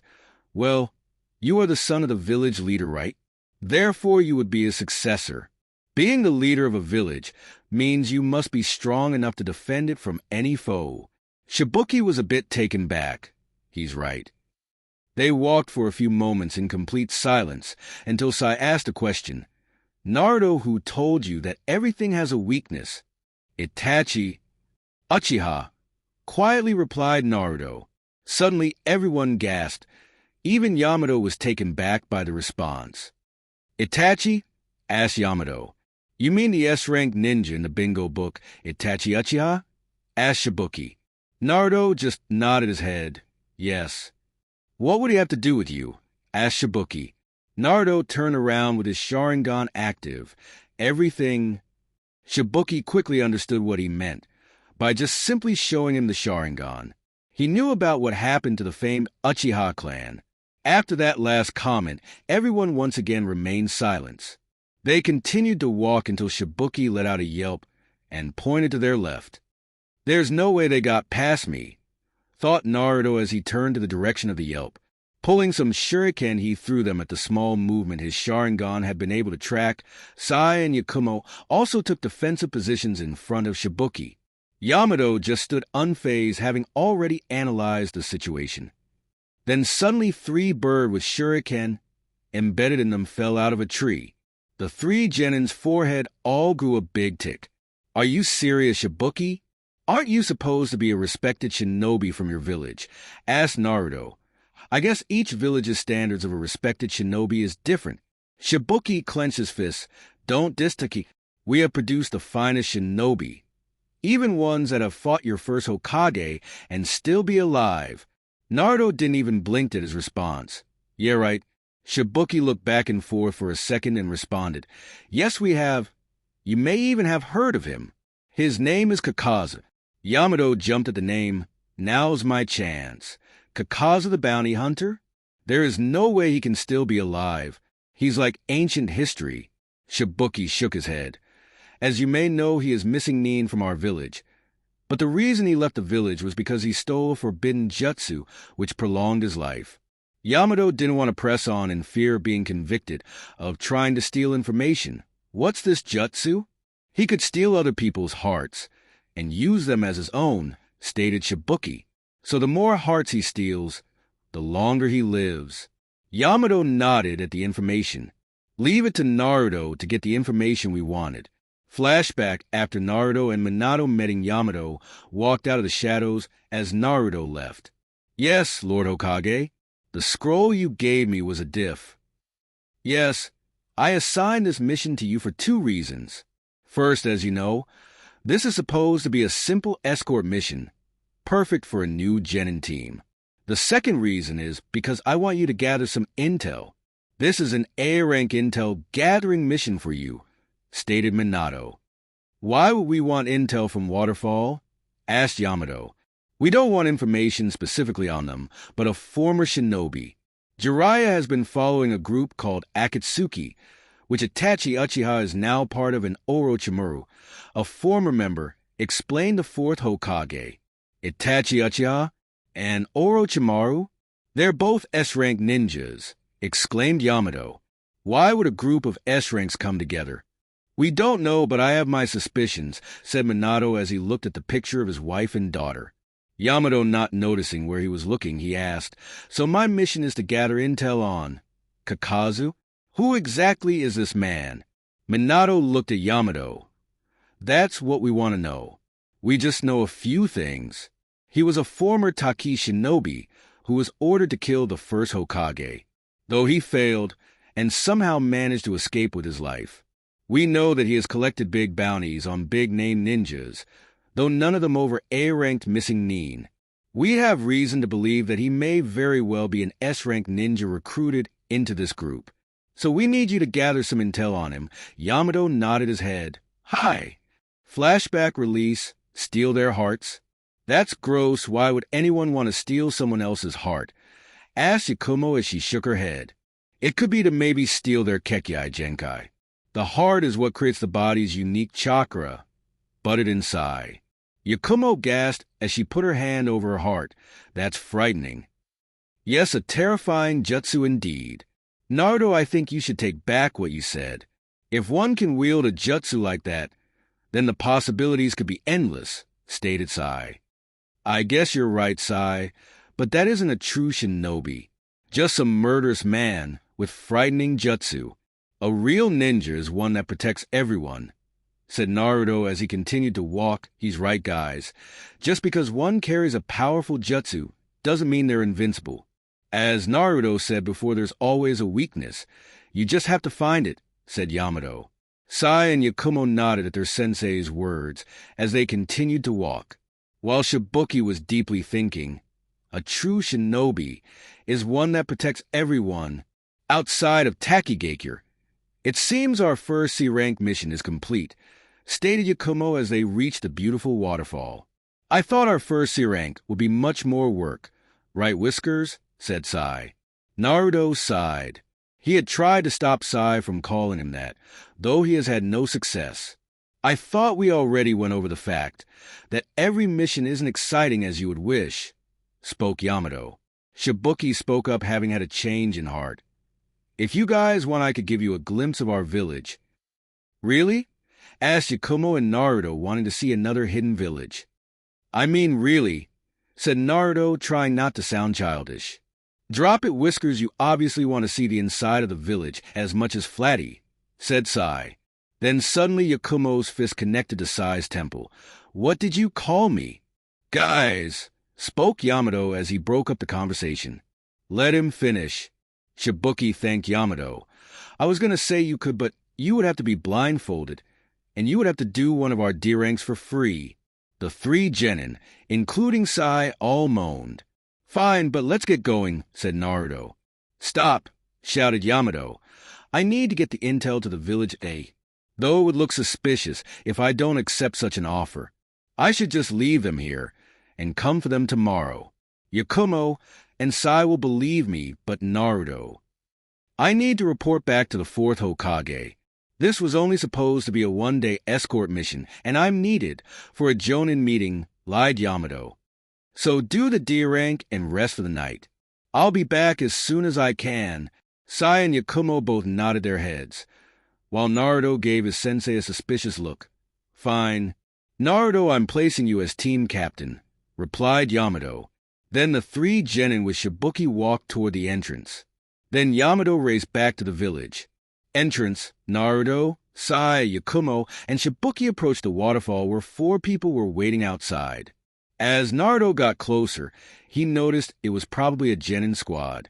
There was 2 boys, a girl, and their Jounin sensei. The first boy he noticed had a gray shirt with a blue jacket over. He had curly brown hair and dark eyes. The second boy had a mesh shirt on with a black jacket over it. He had dark straight hair and brown eyes. Their Jounin sensei was a tall man with dark black, curly one, had their forehead protector on their heads. Though the one who took Naruto by surprise was the girl. She had short teal hair and orange eyes. She was wearing a white kimono shirt with a white apron-type skirt. She had long white armlets, and her forehead protector right over her left one. Naruto flushed a little, thinking how pretty she was, but he couldn't shake off this feeling. Something is wrong about her. Naruto, looking a bit more closely, noticed how the girl was standing a bit timid and behind them, like she was inferior to them. Shibuki, about time. I thought we were going to have to wait all day. Who are the kids? Asked the Jounin. Daiki. These are the ones who escorted me here, and they will be doing a D-rank mission for us, spoke Shibuki. Daiki raised an eyebrow. Why? Shibuki chuckled. They wanted to see the village, so I decided to let them for a price. Daiki laughed with Shibuki. You're cruel, Shibuki. I think my team just might join them. The 2 boys protested. Sensei. Don't sensei me. You haven't done a mission in a while, and it's time for you guys to pull your weight. Look at these guys no older than you, and already on a C rank, spoke Daiki. Okay, my name is Hoki, said the brown-haired kid. Goro, said the other boy. Yakumo, said Yakumo. Sai, replied Sai. Naruto, and what's your name? Asked Naruto as he pointed at the girl. You don't want to know her name, stated Hoki. Naruto glared at the boy. Why not? Naruto then watched as both Shibuki and Daiki gave him a glare. She's too shy and will only make a fool of herself, nervously replied Hoki. Whatever. So what's your name? I'm Naruto Uzumaki, said Naruto as he extended his hand. The girl was a bit taken back. He wants to know who I am? I'm Fu, softly spoke Fu as she shook his hand. Nice to meet you. So Shibuki, are we going? Asked Naruto. Then Shibuki pulled out some blindfolds. Put this on. Inside the village, Your job will be to clean up some trash around that big tree over there, said Shibuki as he pointed at the large tree in the middle of the village. Our 3 genin here will be your escorts. I'll meet up with you tomorrow, so stay out of trouble. Hi, said the leaf genin. Naruto and the rest of the genin all headed to start their mission. Arriving at the tree they begun to clean up. There were some kids playing on the side. Sai begun to talk to the Hoki, while Yakumo talked to Goro. Naruto didn't want to talk to either, already not liking them, since how badly they treated their teammate. In fact, Naruto had noticed that most of the village was the same. He noticed the glares they received when they walked down the street, though it wasn't at them for being foreign ninja, but at the girl. Something here is really off. What could the girl have done to receive so much hate? Did her family do something? Naruto, wanting some answers, approached her. So, for why aren't you liked in this village? He watched as the girl put her head down. Because I'm a monster. Naruto was a bit taken back. Then he laughed. You a monster? I've seen monsters, and you're definitely not one. But that's what everyone says, replied Fu as she looked down at her feet. Naruto shook his head. For you shouldn't believe what people say dash. But I am. I'm a G. Never mind, said Fu as she went back to cleaning up. Naruto's eyes went wide. Of course a Jinchuriki. I understand now. So you're the Jinchuriki of Taki, said Naruto as he looked up to the sky. Yeah. Are you going to call me a monster now? Asked Fu angrily. Naruto looked into Fu's eyes. Why would I do that? My own mother is Jinchuriki. Naruto looked at the other genin, making sure they didn't hear anything. As well, I believe that being a Jinchuriki should be considered a blessing, not a curse. Fu replied, No, it's a curse. These tailed beasts are just demons, who would destroy everything if let out.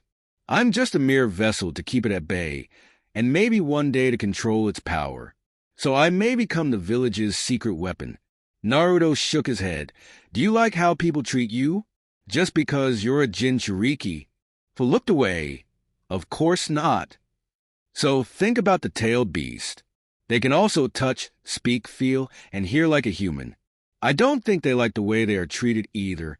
An insect-looking beast slowly awake from his sleep. He spread his 7 wings in the air.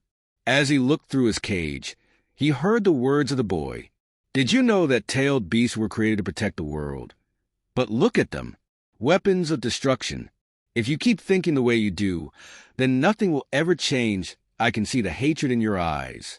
Don't let it take over. Fu prove people wrong, and show them that you're worth more than them, said Naruto as he gave her a smile. That's the only advice I could give you. In fact, if you want, we could even become friends, because Fu, I don't see you as a monster, but a beautiful young girl. Fu's eyes went wide, and she allowed a tear to escape. Thank you, Naruto. The beast had heard every word the boy had said. This boy, he understands the pain of a tailed beast. A blue-eyed boy, huh? Interesting. Could he be the one that father spoke of? Naruto Uzumaki, I will look forward to seeing your path unfold. Then the tailed beast went back to sleep. Boom! An explosion erupted from village leader's house. What's going on? Yelled Hoki. Suddenly they watched another explosion in the distance. Sai, Yakumo, Manji formation, shouted Naruto as they rushed into formation. Then suddenly a piece of debris went flying towards the playing children. Naruto quickly took action and jumped in front of them. Water release. Water wall jutsu. Naruto spit out a bunch of water and created a giant wall of water to protect them. Get out of here. Go to your parents, Naruto told the children, though the kids just remained frozen in fear. Though one of them was amazed at Naruto's cool jutsu. I don't know where my parents are, but you can protect us. Hoki, Goro, we need to get them out of here. What is your emergency protocol when the village is under attack? Asked Naruto. Why should we tell you? You could be the enemy? Asked Hoki. Sai then decided to speak up. If we were the enemy, you would be dead right now. So, don't be silly. He's right, Hoki. We're supposed to retreat to the waterfall, where we evacuate all civilians. Then await orders from Lord Shibuki's father. explained Goro. Suddenly, Shibuki and Daiki arrived on the scene. Team 11, Team Daiki, we're under attack, and we fear Lord Shiba may have fallen, said Daiki. What? But I thought you said no one could infiltrate Taki? Asked Naruto. Shibuki shook his head. It's impossible for a foreign ninja, but a former missing nin Suin infiltrated our village. He knows the way in, and him and a few of his followers invaded. Then how did he defeat your father? Asked Yakumo. He used to be my sensei before he defected, so he was very close friends with him. But a dispute over the hero's water is what made him detect, replied Shibuki. Hero's water? Asked Sai. Yes, that's probably why Lord Shiba was taken down so easily. You see, the hero's water gives the user a major boost in chakra and allows them to grow much stronger. The only fallback is that the user's life is greatly shortened. Lord Shiba has used it in the past, but it's forbidden for its drawback, explained Daiki. It most likely weakened him. Then suddenly a giant water dragon erupted from the lake. Watch out, shouted Goro. Naruto and Sai grabbed the kids and jumped out of the way. The rest except Daiki managed to get out of the way. Daiki wasn't hit completely, but it hit him hard enough to break his leg. AWW, shouted Daiki as he was flung into the tree. Sensei, shouted his 3 students. Hee, Shibuki and Daiki, it's been a long time, spoke a long, spiky gray-haired man with a gray goatee. Then 2 men appeared behind him. One had short brown hair, while the other had his long black hair in a ponytail. So, Suan, this is your former student? He looks more pathetic than his father, spoke the brown-haired man. That's cruel Manju, talking about his father like that, said the ponytailed man. How you're the one to judge about cruelty. You're the one that slit his throat, Shura, said Manju. Don't talk about my father like that, shouted Shibuki. He's just trying to get you mad, Shibuki. Calm down. Naruto told Shibuki. Shibuki, my dear old student, tell me where the hero's water is, or I destroy your village, spoke Suin. Naruto analyzed the 3 enemies in front of him. If they were able to infiltrate the village, the 2 followers must be at least Chunin level, while the leader must be Jounin level. We have only 1 Jounin, and 6 genin who are able to fight. We need backup. As well, we have to get the kids and Daiki to safety. Then getting backup is our best bet.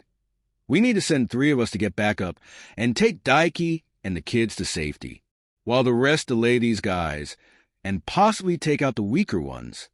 Sai, Goro, and ordered Naruto. Hoki, you 3 will go take the kids, and Daiki to the evacuation point. Once you get there, you must get us back up. The rest of us will delay them as long as we can. But Naruto, Sai tempted to protest. Sai, do what I say. I know we don't abandon comrades, but we need backup. These guys are probably Chunin and Jounin levels. If we all stay, we will die, said Naruto. Naruto watched as every genin's face, except Sai, turned into fear. Sai nodded and motioned Goro and Hoki to help him. Grabbing the children and Daiki, they begun to flee. You aren't going anywhere, shouted Manju as he jumped in the air. Water release. Water trumpet Naruto activating his Sharingan, copying his jutsu. Water release. Water trumpet. Suddenly both Naruto and Manju shot a large jet of water from their mouth. The 2 jets quickly collided, canceling each other's jutsu. Naruto, spoke Shibuki. What? Asked Naruto. I need you to stall him. I'm going to get the hero's water, said Shibuki. Naruto looked at him like he was crazy. Are you insane? It's forbidden. As well, that's exactly what they want. I know, but Naruto, you made me realize for one to be a real shinobi, they must be willing to fight for their people. So I want to be the person to protect my village, said Shibuki. Naruto nodded at his change of heart. Fine, but hurry up or I might just take them out before you get here. Don't get cocky, I'll be back, said Shibuki as he ran toward the tree. Boss, what do we do? Asked Shura. Let's play around with these kids. Shibuki will be back with what we want, said Suan. Though leave the redhead to me. This one might be the tough for you too, "But boss," shouted Manju. "Silence. Look at his eyes. Don't you see it? He has the famous Sharingan of the Uchiha clan. This kid is no pushover," pointed out Suien. "As well the girl is the Jinchuriki of the seven-tailed beast. Yakumo, foo! We can't let them separate us," shouted out Naruto. "Hi!" shouted both Fu and Yakumo. "Naruto, how are we going to fight them?" asked Fu. "What's the plan, Naruto?" asked Yakumo. "Yakumo, remember that genjutsu you told me about? The one that uses your Kekkei Genkai?" asked Naruto. Yakumo's eyes went wide. "Burning coffin? BBUTI can't. I've never actually used it on a real person." Naruto looked at Yakumo. "Yakumo, I know you don't want to kill them, but it's our only choice. You must use that genjutsu. So, tell me, what do you need?" Yakumo took a long breath and spoke. "I need some type of smokescreen to put them under the genjutsu." Naruto nodded. "Fu, I need you to distract them for just a moment. Enough time for me to set up a trap." Fu nodded at Naruto's orders. "They're coming," shouted Yakumo. They watched as Manju and Shura rushed towards them. "Yakumo, get behind me and prepare the genjutsu. For I need them distracted," shouted Naruto. "Hide in hiding in scale powder technique." Fu then exhaled a large quantity of fine powder from her mouth. Naruto watched as the powder shined, brightly blinding the enemy.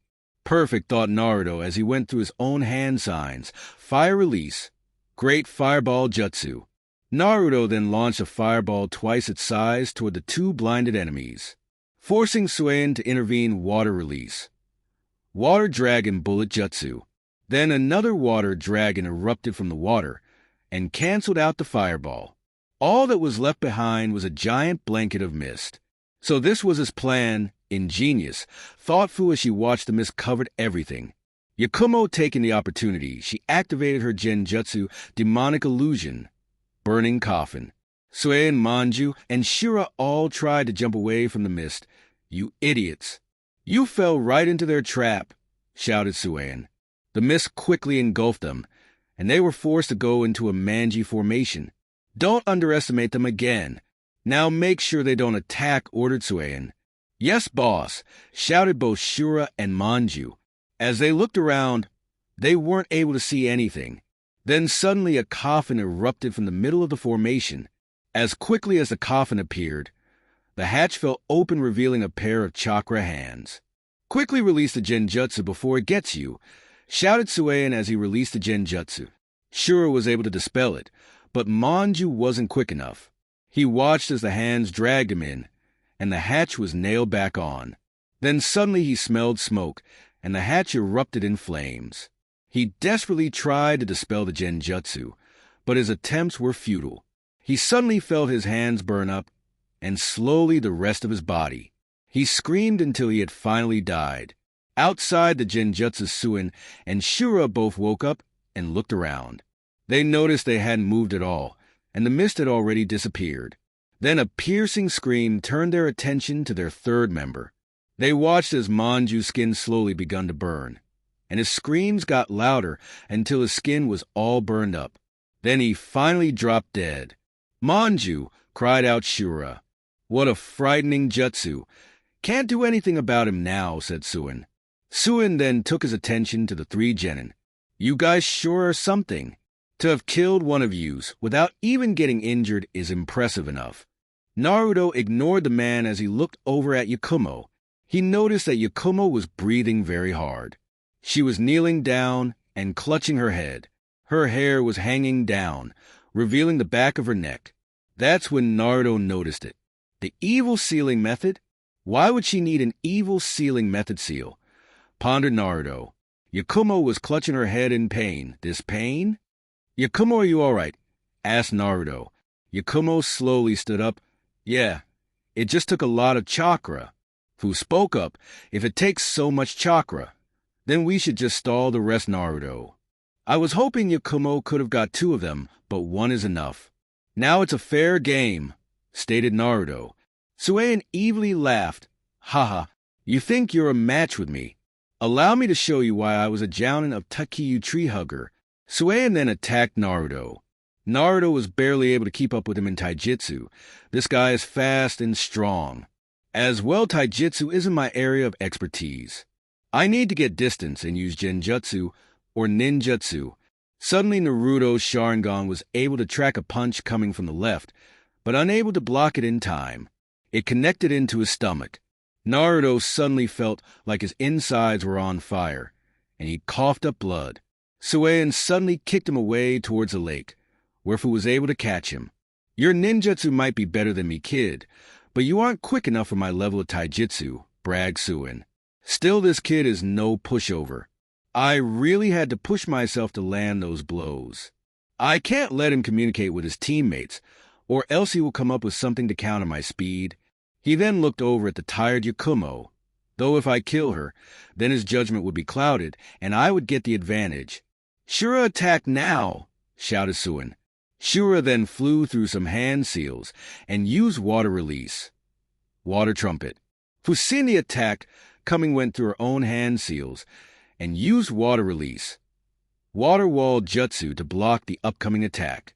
Naruto, trying to recover, watched as Suien begun running away. Where is he going? Then he noticed Yakumo not too far away. Yakumo, run, shouted Naruto as he tried to get back up. Kid, you're not going anywhere. Your friend is good as dead. That's what she gets for killing Manju, shouted Shura as he once again shot a jet of water from his mouth. Naruto dodged it and went through his own hand seals, wind release, vacuum sphere. He then spit out a bunch of vacuum bullets toward his enemy. Shura was forced to jump away. Naruto using the opportunity. He shined to Yakumo. With Yakumo, let me come out and play Yakumo. Ringed inside of Yakumo's mind. Who are you? I'm you, Yakumo. I'm the monster you created. The very same that gives your power. Let me out, and I'll kill everyone that brings you pain. No, there's no way, shouted Yakumo as she clutched her head. Suddenly, she watched as dragon of water rose from the lake and flew towards her. She tried to move, but her head hurt so much. She collapsed back onto the ground, and the seal on her neck slowly disappeared. With Naruto appeared not too far away from Suien. Grabbing his kunai, he charged them with lightning chakra and threw them at Suien. Suien laughed, not quick enough, kid, and he dodged them, finishing his hand signs. Naruto watched as the water dragon erupted once more, and he watched Yakumo fall to the ground again. Naruto's eyes widened. Yakumo, get up. Naruto, forgetting about Suien, he was once again kicked in the face, and unable to shunch into Yakumo. Naruto quickly got up and looked Suien right into the eyes. Demonic illusion. Needle acupuncture paralysis genjutsu. Suien suddenly felt his whole body freeze up. What did you do to me? Naruto didn't even answer. As he raced Yakumo, he watched as the dragon was a yard away from hitting Yakumo. I can't shunshin fast enough. No! And no, I won't let Yakumo die. Then Naruto's Sharingan did something unexpected. The 3 tomo in his eye spun rapidly until they formed an 8-rounded star, with a tomo between each point. Then little veins begun to appear in Naruto's left eye, and blood begun to drip out. Then Naruto yelled. Back in the village, Team 7 was waiting for their tardy sensei to get at their meeting spot. So, Sasuke, how about we go on a date after our mission? Asked Sakura. Sasuke wanted to just grunt, but he remembered what Naruto said, just be nice, and give her a good excuse. She will probably leave you alone then. I can't. I have to do some training then meet up with someone, said Sasuke. Mito then butted in. Wow, Sasuke, you actually socialize with people besides Naruto. Like you socialize with people besides Ino? Retorted Sasuke. In fact, I do. I socialize with Sakura and Hinata, as well a couple of the villagers, said Mito. So, who are you meeting up with? Is the great Sasuke finally seeing a girl? Or are you still crushing on Yakumo? Sasuke blushed, which infuriated Sakura. Sasuke wouldn't see another girl, Mito. Mito sighed. Sakura, if you actually put a bit more effort in training, then Sasuke might pay attention to you. Whatever. You probably just like Sasuke, too, retorted Sakura. Like I would ever date emo Sasuke, replied Mito. Stop talking about dating me. It's annoying, said Sasuke. As for you, Mito, I'm meeting up with the rest of the Uchiha kids later. This piqued Mito's interest, because she remembered the girl that Naruto was usually with. Why? Sasuke shrugged his shoulders. I only meet with the ones at the orphanage. I check on them weekly to see how they are doing with school and help them with techniques or homework. As well, I take them out to eat, since my clan left behind a lot of money. Mito was surprised by how much he actually cared about the rest of his clan. Wow, Sasuke, I never thought of you as an older brother type of person. Isn't he amazing? Bucked in Sakura, much to Mito and Sasuke's annoyance. Sasuke then responded, yeah, me neither, but it was thanks to Naruto. Sasuke then watched as Mito's face took a sour one. What does Naruto have to do with it? He doesn't even know the definition of family if it hit him in the face. Shut up. You don't know Naruto. If you took some actual effort to get to know him, you would actually understand him, retorted Sasuke. Mito just grunted and looked away. Then Kakashi appeared. Sorry I'm late, guys. You see, there was a cat stuck in a tree, and I had to help retrieve it. Kakashi embraced the usual screaming, but none came. He looked at his team. He noticed Sasuke and Mito were ignoring each other, while Sakura was deep in thought. Guys, I don't know what happened, but you will tell me after we do this. We're already late. So after, we're going to have a nice chat. Got it, stated Kakashi. Hi, responded Team 7. Then they proceeded to the Hokage's office. Hokage's office. Team 7 was inside of Minato's office. They waited for the 4th Hokage to pull out the possible missions when a man walked in. Lord 4th, I have the I'm sorry if I'm interrupting, said Yamato. The 4th Hokage waved him off. A bit early, but I guess the mission was a success. So, where's the rest of Team 11? Yamato proceeded to answer.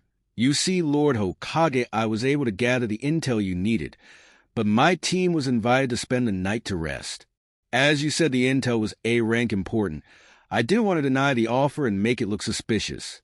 So, I left them with Shibuki, and I'll be heading back to get them.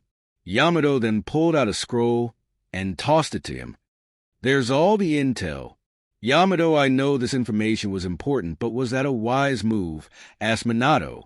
Then Kakashi interrupted. Sensei, if the information was important, then Yamato did the right thing. Waterfall is a secure place, and they wouldn't risk war by hurting some genin. Minato nodded. You're right, I was just overthinking it. Isn't Team 11 Naruto's team? Asked Sasuke. Minato sighed. Yes. Wait, so Naruto's team already got a C-rank mission? Asked Mito. Minato didn't respond. Then it was Sakura who spoke up. Sensei, if Naruto's team was able to get a C-rank mission, I believe we should too. I agree, stated Sasuke and Mito, not wanting to be left behind by Naruto. Kakashi sighed. I'm going to be hearing about this. Minato sighed. I only handed their team a C-rank mission because it was the perfect mission for a rookie team, and I need Yamato to do the intel gathering. Though, I do have another mission. Minato then rubbed his temple. I feel like something bad is going to. This bridge mission seems a bit suspicious. Minato then shouted, Call in Tazuna. As for you, Yamato, I'm wanting you to get something to eat, and head back for your team. You reach your team. You'll go ahead and back up Kakashi's team. Mission details in the scroll. Yamato caught the scroll and nodded. Then he disappeared in cloud of smoke. That's when Tazuna walked into the room. Yes, Lord Hokage. Team 7 will be your escorts, and another team will be sent to back you up, replied Minato. Why does this mission have to include Team 11? Asked Sakura. You see, Sakura, the land of waves is near the land of water. Currently the hidden village there is under a civil war. Therefore Team 11 will be there as backup, just in case things get out of hand, answered Minato. Wait, I thought I was going to get some ninja, not some brats, spoke up Tazuna. Even if it's a bunch of brats, I'm a jonin and can handle any bandits that get out of hand, responded Kakashi. Whatever, so when do we leave? Asked Tazuna. Tomorrow morning at the break of dawn emphasized minato, which brought a soft chuckle from Kakashi. In Waterfall, Shibuki was running as fast as he could. Turning left down a hallway, he finally reached the room which stored the hero's water. Walking in, he quickly grabbed the bottle and headed out. Naruto held out just a little longer. Flashback and jutsu, time skip. Naruto appeared not too far away from Suien. Grabbing his kunai, he charged them with lightning chakra and threw them at Suien. Suien laughed, "Not quick enough, kid," and he dodged them, finishing his hand signs. Naruto watched as the water dragon erupted once more, and he watched Yakumo fall to the ground again. Naruto's eyes widened. "Yakumo, get up." Naruto, forgetting about saying, he was once again kicked in the face, and unable to shunshin to Yakumo. Naruto quickly got up and looked Suien right into the eye's demonic illusion. Needle acupuncture paralysis genjutsu suddenly felt his whole body freeze up. "What did you do to me?" Naruto didn't even answer as he raced to Yakumo. He watched as the dragon was a yard away from hitting Yakumo. "I can't shunshin fast enough." "No!" And I won't let Yakumo die." Then Naruto's Sharingan did something unexpected. The three tomo in his eye spun rapidly until they formed an 8-rounded star, with a tomo between each point. Then little veins begun to appear in Naruto's left eye, and blood begun to drip out. Then Naruto yelled, "Kamui!" Naruto watched as everything around turned black and red, and then he focused his vision on the dragon. He watched as he opened a sort of vortex on the dragon, and then the dragon was quickly sucked in. During the middle of his stride, he suddenly fell face first into the ground. Naruto slowly made his way back onto his feet. What was that? It took so much chakra, and so quickly. "Kamui, I don't ever recall using that jutsu, so how?" Naruto then put his hand to his left eye. He suddenly felt a warm, thick liquid. Wiping it onto his fingers, he noticed it was blood. Naruto felt his arms shake. It couldn't be. Pulling out a kunai, he looked into the reflection. The Mangekyo Sharingan. But when and how? Pondered Naruto. It doesn't matter right now. I need to get to Yakumo. Naruto deactivated the Mangekyo and ran to Yakumo's side. As Naruto got closer, he noticed the seal on her neck was gone. Was I imagining things earlier? Then Naruto touched her back and his body completely froze. Yakumo's Mindscape. Naruto slowly opened his eyes and all he saw was pink flesh? Naruto lifted his head and took a better look. Naruto almost jumped back as he noticed the wall kind of looked like pink gum. In fact, it kind of looked like the inner wall was a brain. "Where am I?" thought Naruto as he walked down the hall. Suddenly he heard Yakumo scream from behind. Turning around, he ran down the hall. Activating his Sharingan, he entered a huge clearing. Naruto walked in, and he saw Yakumo kneeling down and crying. "You're lying? I didn't kill them," shouted Yakumo. That's when Naruto noticed it. In front of Yakumo was what looked like a demon version of her. "What's going on here? Am I under a genjutsu or in her actual mindscape?" Then the demon spoke. "But my darling, it was you. You see, I am you, and you are me. What I do reflects off you. That's why I was sealed away by your precious Kurenai. That's why she didn't want you being a shinobi," spoke the demon. Naruto had enough. "Shut up. Yakumo, don't listen to it." Yakumo turned around. "Naruto? But I killed my parents." "Accidents happen, Yakumo, and you can't change the past. Only change the future. So don't listen to it," yelled Naruto. "The power of the seal relies on the power of your will." "What do you know? You didn't kill your family," shouted Yakumo as she broke down crying. "Hee. It seems you fell to my genjutsu. It was a mistake coming here, child, and now you will die," screamed the demon. Naruto then watched as his body slowly began to disappear. Oh no! The Sharingan can't break this genjutsu, but... Naruto closed his eyes. "Yakumo, I know exactly how you feel," stated Naruto without opening his looked up to Naruto in confusion. "I also killed the person I considered my brother, but you want to know what? Even at his death, he told me that he loved me no matter what. And I bet your parents do too. So I used that mistake to learn that one's will doesn't die when they die. Naruto, whispered Yakumo as she wiped away the tear. Mangekyo Sharingan, shouted Naruto as he opened his eyes, revealing the 8-rounded star. Then Yakumo watched as the genjutsu placed on Naruto dispelled. How? It should be impossible to pierce my genjutsu with just the Sharingan, but what's the Mangekyo Sharingan? Naruto then shunshined in front of the monster and went through some hand signs. Lightning release. Lightning palm. Naruto then slammed the palm of his hand into the chest of the monster, sending it flying across the clearing. Yakumo, only you can reseal this monster, spoke Naruto. But I can't. I'm not strong enough, breathed out Yakumo as she fell to her knees. Naruto turned around and smiled. Yakumo, yes you can because I believe in you. Yakumo got up and wiped the remaining tears. You're right, Naruto. I'm a ninja part of Team 11, the team that doesn't give up. Yakumo walked to Naruto's side. So, how are we going to do this, Naruto? Naruto then laughed and rubbed the back of his head. Actually, I was hoping you had some more knowledge on the evil sealing method. I never thought I would need to use it in battle. Yakumo's sweat dropped and begun shouting. So how are we supposed to stop it? Well, once the seal is broken, someone can rebuild it, or you could reinforce it with another seal, explained Naruto. I'm guessing you don't know how to rebuild it, so do you know any seals up to the task? Asked Yakumo. In fact, I do, but I'm going to need you to weaken it, said Naruto as he pointed at the disabled demon. You do? Asked Yakumo, surprised. Yes, my mother was going to teach me the 8-trigram sealing jutsu, just in case Mito ever lost control. So I'm learning the basics, and one of those include the 2-symbol seal. That should be more than enough to seal this, explained Naruto. Fine, so what do I need to do? Asked Yakumo. Naruto unsealed the last weapon he had. You need to stab it right into the heart. Stab it with this, and I'll be able to drag him into the seal. Naruto flashed through some hand seals and fell to a meditating pose. Hidden uzumaki fuinjutsu. 2-symbol seal jutsu. Then the seal on the sword changed. The uzumaki crest was suddenly surrounded by a faint circle, and 2 characters appeared outside of the circle. Yakumo, hurry.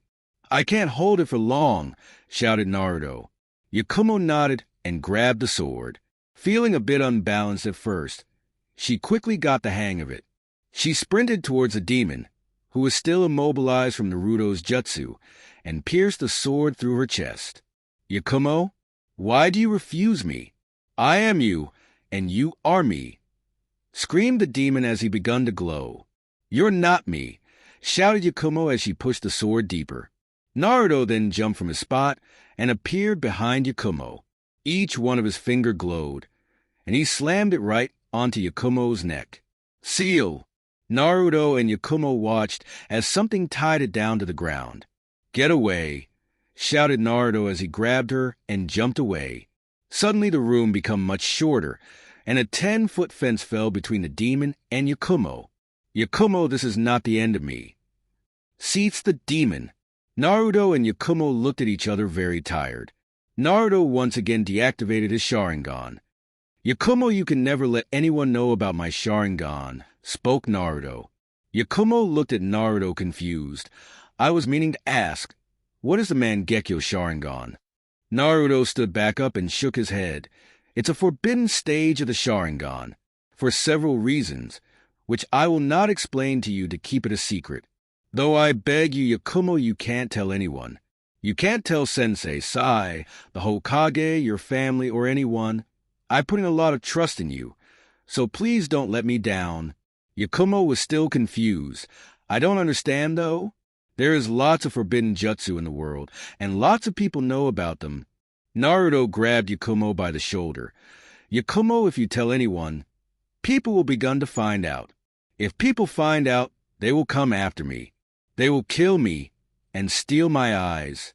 I have developed my eyes to a stage where only 5 people before me have achieved. Right now, I'm not strong enough to defend myself from such foes. Yakumo nodded, realizing how serious her friend was. Seriously? They would steal your eyes? Yes, replied Naruto.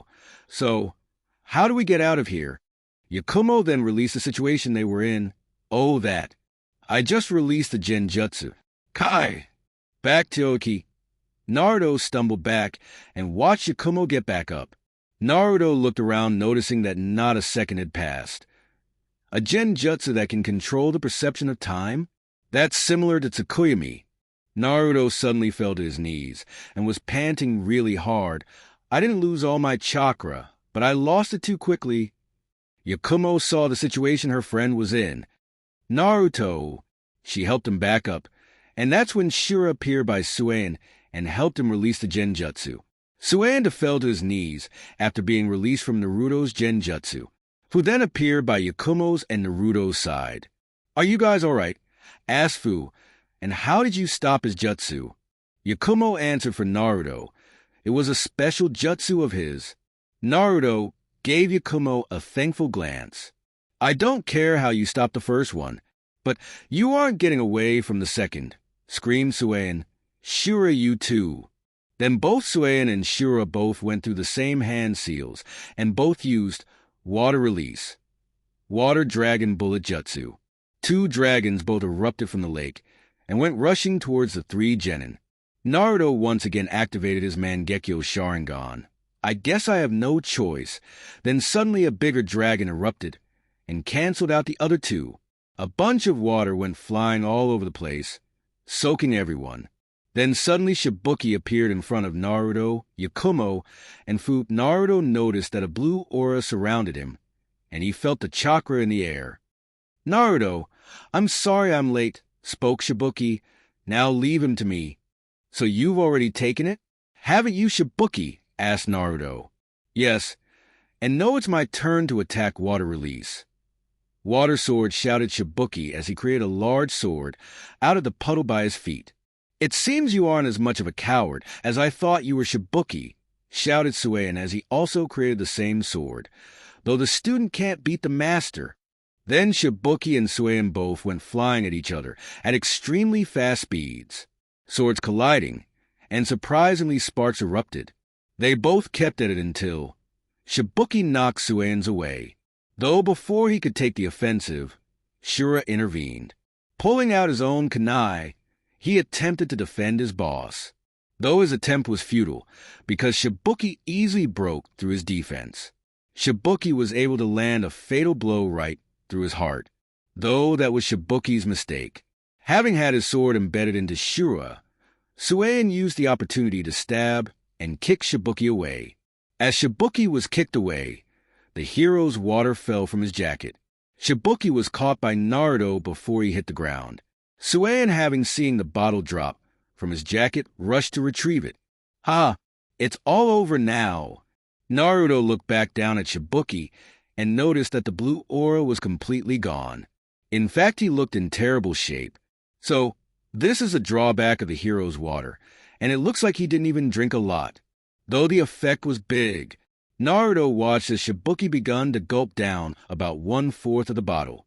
So now the task is to take away the water and wait for the effects to take place. Once his body begins to slow down, he will enter a worse state than Shibuki. Though before Naruto could communicate with Fu and Yakumo, he watched Shibuki disappear in a blur. Appearing in front of Yakumo, he punched her in the stomach and sent her flying. Yakumo! Shouted Naruto, and he then watched as he was about to kick Fu in the face. Then his body just reacted. He shunshined in front of Fu and took the kick for her. Naruto slammed into Fu, and they were both sent flying across the clearing. Fu looked at Naruto with horror. Why did you do that? Naruto wiped the blood from his cheek. I didn't know. My body just reacted. I guess I just didn't want you to get hurt. Fu was a little shocked at what Naruto had said. He cares about me that much. Naruto slowly got back up, and he faced away from Fu. He then reactivates his Mangekyo Sharingan and focuses on the bottle. So, I need to focus my eyesight on the bottle and twist it. Flashback a few weeks ago with Haruka. Hey! "Big brother, can you help with this?" asked Haruka as she pointed to the leaf on her forehead. Naruto laughed as he remembered when Shursui tried to teach him. "What are you trying to do, Haruka?" Haruka gave Naruto a big smile and replied, "I'm trying to get the leaf an inch of my forehead and spin it." Naruto gave her a questioning look. "Spin it? What happened to getting it stuck on your forehead?" Haruka gave him a ridiculous look. "Are you crazy? That's like fourth-year stuff. This is supposed to be an easier one." "Well, the standards at the academy have sure dropped. I learned that when I was like 7, replied Naruto. "Brother, I don't have time for your ancient history. Are you going to help me or not?" asked Haruka, a little irritated. Naruto pinched Haruka's nose. "I'm not even that old, Haruka. I'm like 7 years older than you." Haruka knocked Naruto's hand away and stood up. She then made some dramatic hand motions. "But that's a lot of years. Therefore you are old, big brother." Naruto sighed. "So, what exactly do you need help on?" Haruka responded, "Oh yeah, well, I'm having trouble spinning the leaf." "Show me," asked Naruto. Then Haruka proceeded to sit back down and put the leaf on her forehead. Naruto watched as she got it an inch of her forehead, then attempted to spin it from right to the leaf just got very unbalanced and fell off. Naruto then spoke. "You're doing 2 things wrong, Haruka. The first is that when you spin it, you're going to quickly calm down and allow the chakra to take its flow. As for the second, you're spinning it the wrong way." Haruka gave her brother a questioning look. "The wrong way? I didn't know there was a right and wrong way to spin a leaf." Naruto chuckled. "I don't mean it like that. It's just that every person's chakra system is set in 2 ways. There are the ones in which their chakra move from right to left, while the others' chakra move from left to right, which in your case is probably left to right." "Wow, that's so cool. How did you know?" asked Haruka. Naruto laughed a little while he rubbed the back of his head. "A old lady lectured me about it, actually. You might know her as the great Lady Tsunade." Haruka's eyes went wide. "You know the Lady Tsunade?" "Yeah, she like a grandmother to me. But that's a story for another time. Why don't you try it again?" asked Naruto. Haruka nodded and once again tried the exercise. Naruto watched as she managed to spin it halfway when it failed. Haruka pouted. "I can't get this. I've been at it for hours." Naruto kneeled down to Haruka's eye level. "Haruka, if you really want to master something, you can never give up, got it?" Haruka sighed, and she nodded. "I know, brother, but it's so frustrating." Naruto then gave her a small smile. He then put his hand into his pocket, pulling out a piece of candy. Unwrapping it, he kept the wrapper and gave the piece of candy to Haruka. Haruka smiled and ate the candy. Delicious." Naruto pinched Haruka's nose. "Pay attention, this is your last hint." Naruto grabbed the edge of the wrapper and begun to slowly twist it. The trick to the technique is to first balance the chakra in the middle. Naruto pointed to the middle of the opening. Then you want to spin it, not from the edges, but the middle.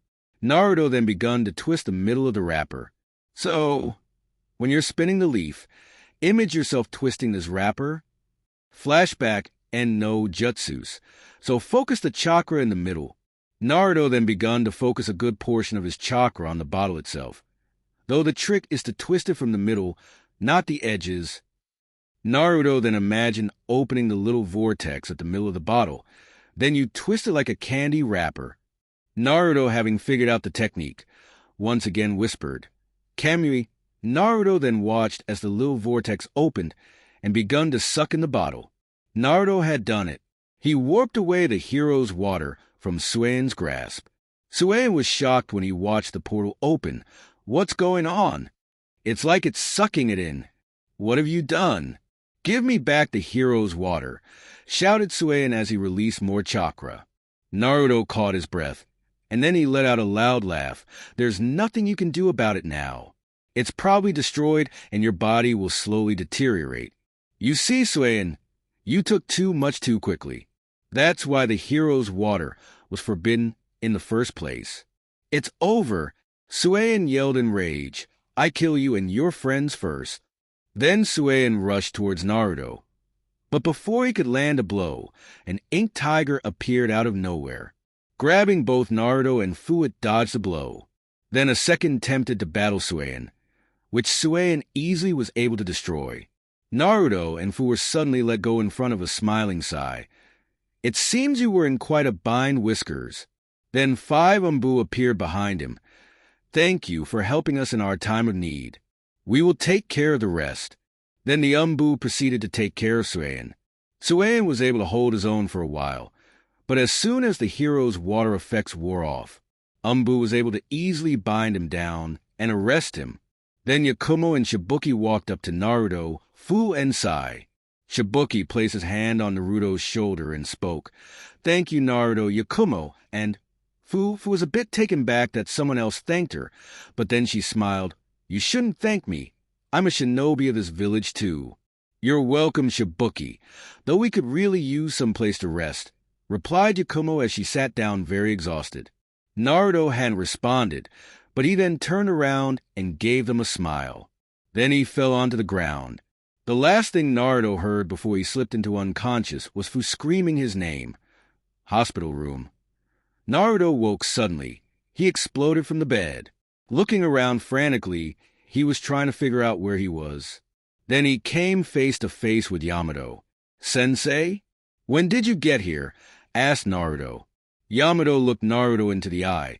I'm sorry, Naruto. I left you in such a bind. I got here not too soon after you collapsed from minor chakra exhaustion, and for using it chakra too quickly. It's strange, actually. The doctor said they've never seen anything like it. Would you mind to explain? Naruto looked away. It's happened sometimes when I use a ninjutsu with a genjutsu. As well, I was using my Sharingan too much. I'm surprised I'm not suffering from severe chakra exhaustion. Yamato sighed. Naruto, even though what happened shouldn't have happened, I'm proud of you. Naruto gave him a curious look. Why should you be proud? Yamato chuckled. You haven't realized? You're practically a hero here.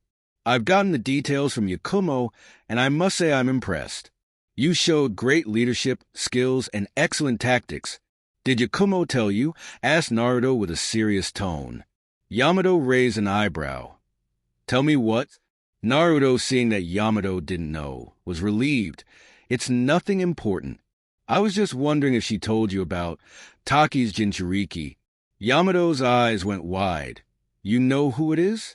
It's such a well-kept secret. Naruto looked at the door, making sure it was closed. Yeah, but I ain't telling you here. Maybe when we leave in the morning and get to Konoha. Yamato nodded. Fine, but Naruto, I need to tell you something. Naruto gave him a questioning look. What? We aren't returning to Konoha, said Yamato. Naruto suddenly asked, why not? We've been assigned another mission. We're going to back up Team 7 on their mission, which is an escort/guard mission.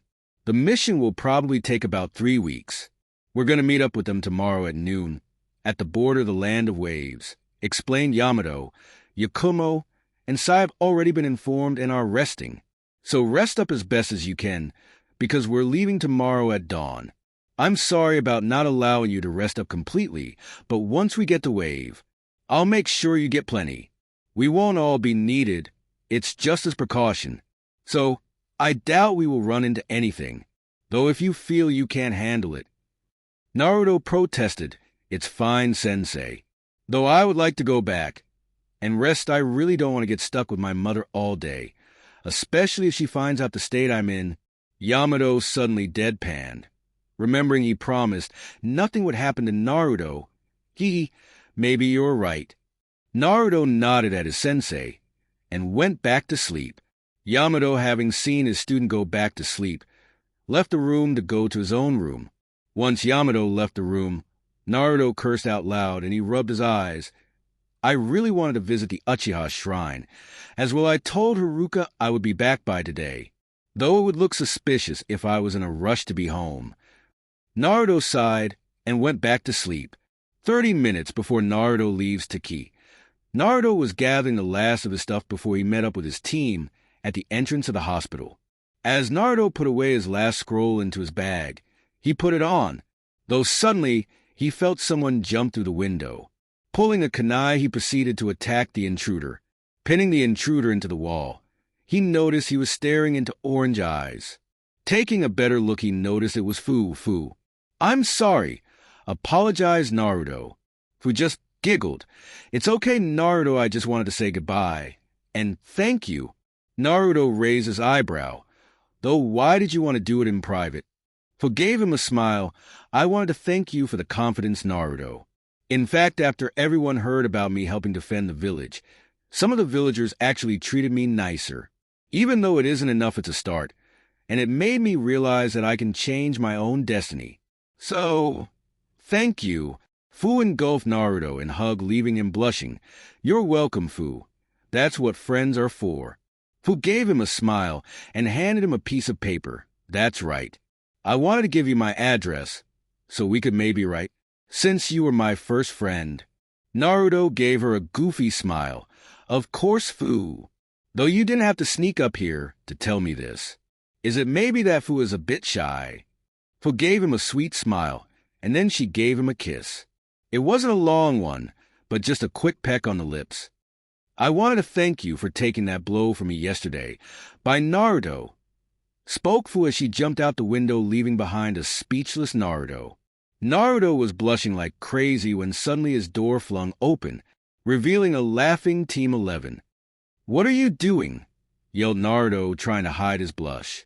Yamato, between laughs, answered, "Yakumo saw someone jump through your window, and we came to investigate.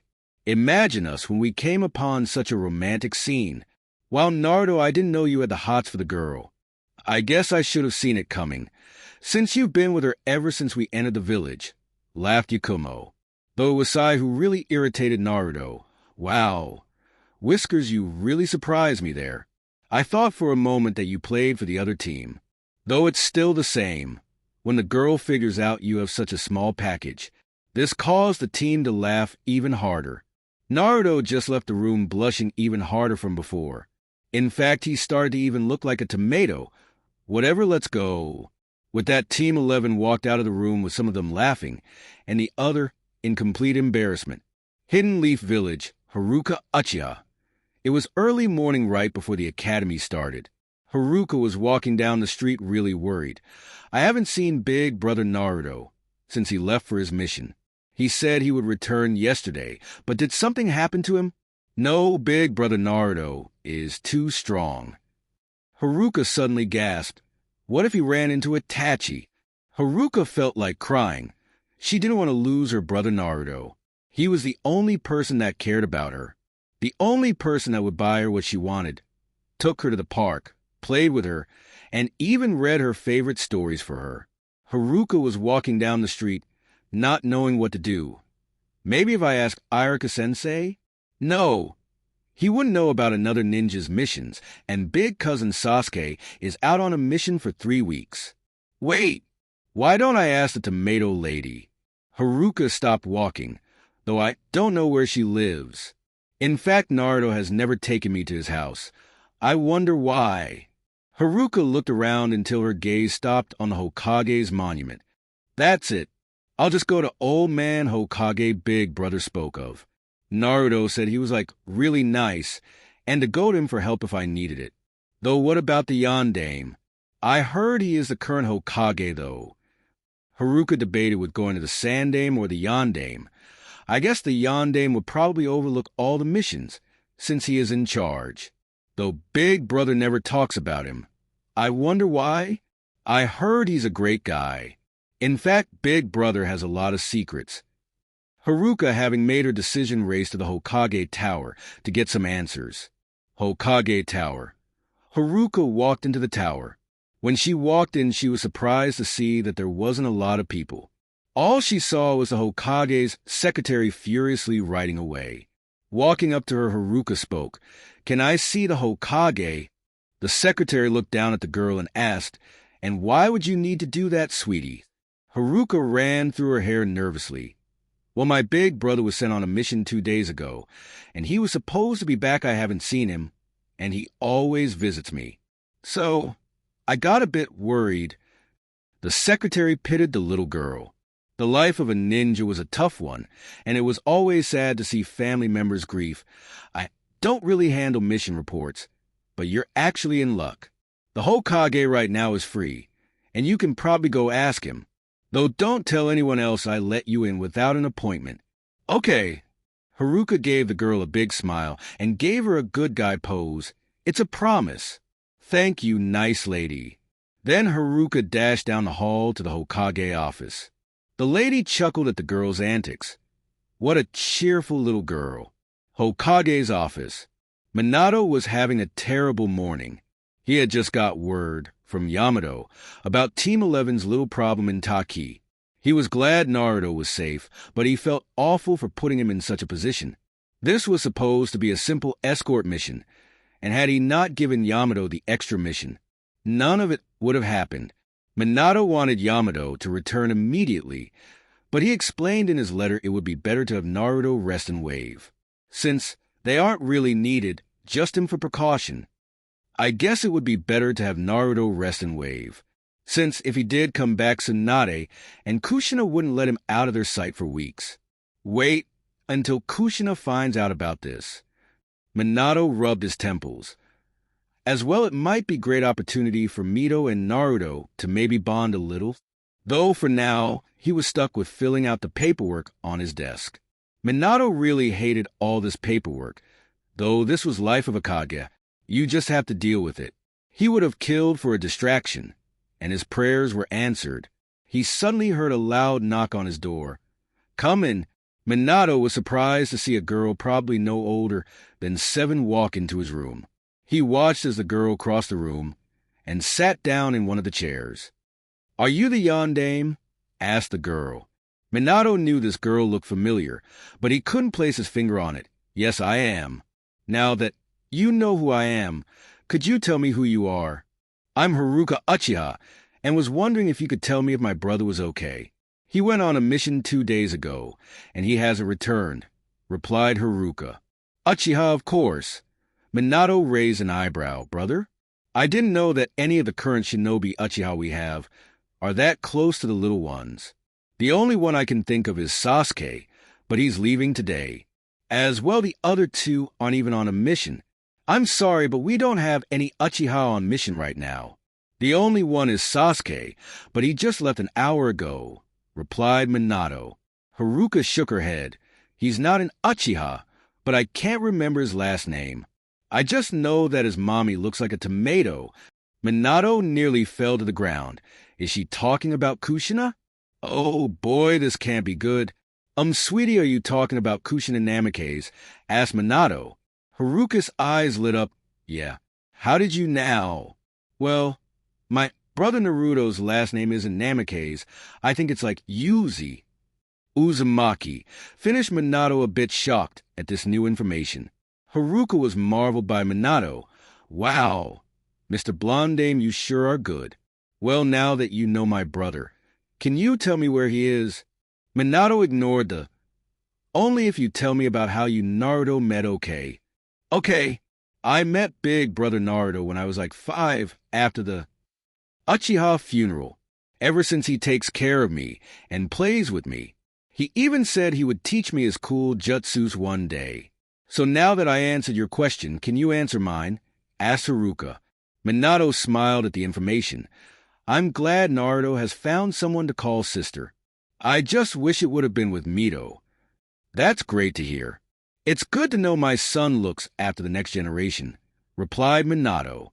Haruka gasped, You're Naruto's father? Minato was a bit taken back. You didn't know? Well, he hardly talks about his family except his mommy. I've met her a few times, but she's kind of scary, especially when I call her Tomato Lady, replied Haruka as she played with her hair.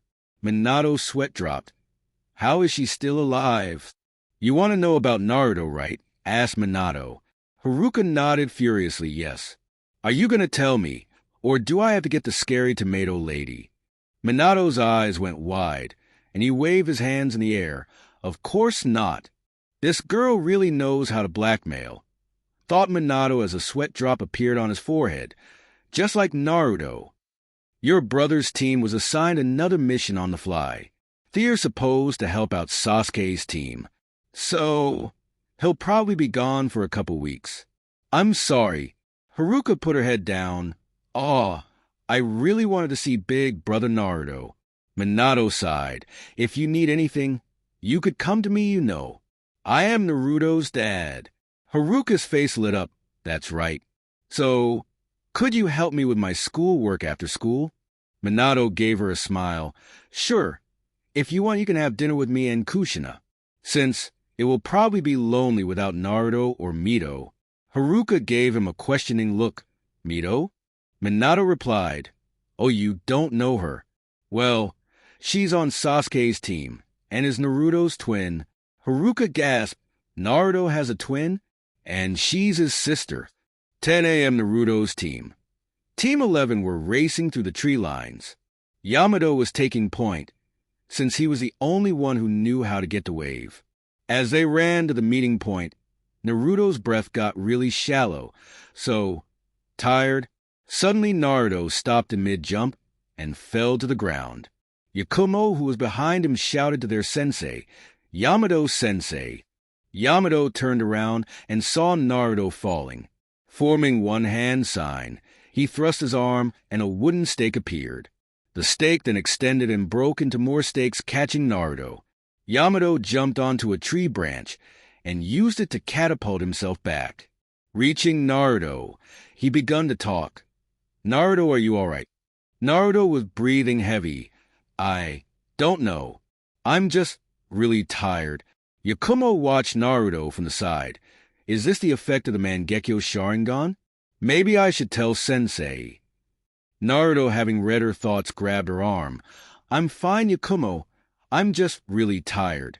Sai then spoke up. Sensei, if Naruto is unable to continue, I think we should head back to the village. We wouldn't just be putting the mission at risk, but also Naruto. Yamato was going to speak, but Naruto beat him to it. Sai, this mission doesn't really need us. It's probably more for Yamato-sensei. The fact that we were sent for backup was in case Kakashi's team encountered any missing nin. If that was to happen, then it would be Yamato-sensei who would help. Not us genin. That's the whole point of the backup. Yamato was surprised at Naruto's answer.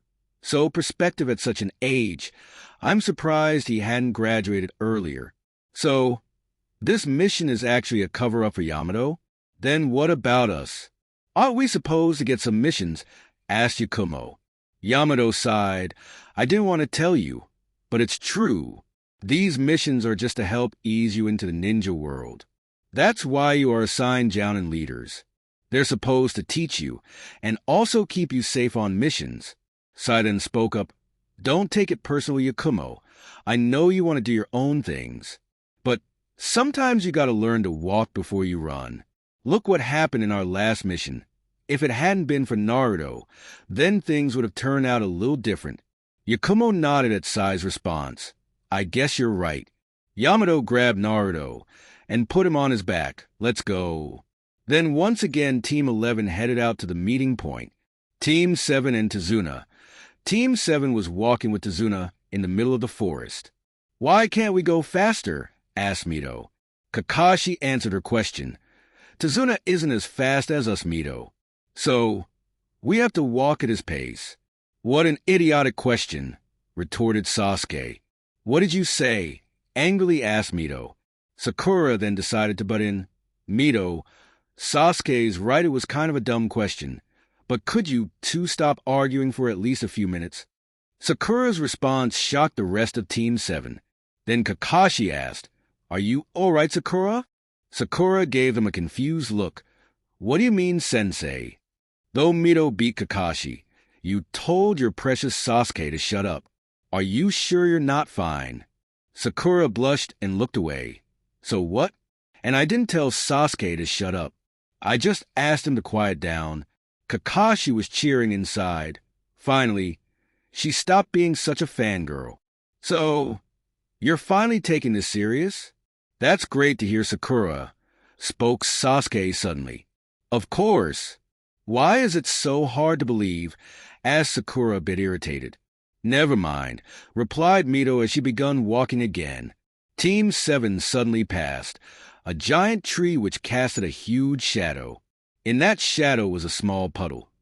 Flashback and jutsu, time skip, Sasuke and Mito were breathing hard, very hard. What was supposed to be a simple C-rank escort mission quickly turned into a B-rank. Yet, that B-rank was still a simple pair of chunin, which Team 7 quickly handled. The only one who had a bit trouble was Sakura, but she didn't have the same skill as Mito and Sasuke, though that B-rank quickly turned into a nightmare. Not too soon after defeating the chunin, they were forced to skip the meeting point with Team 11.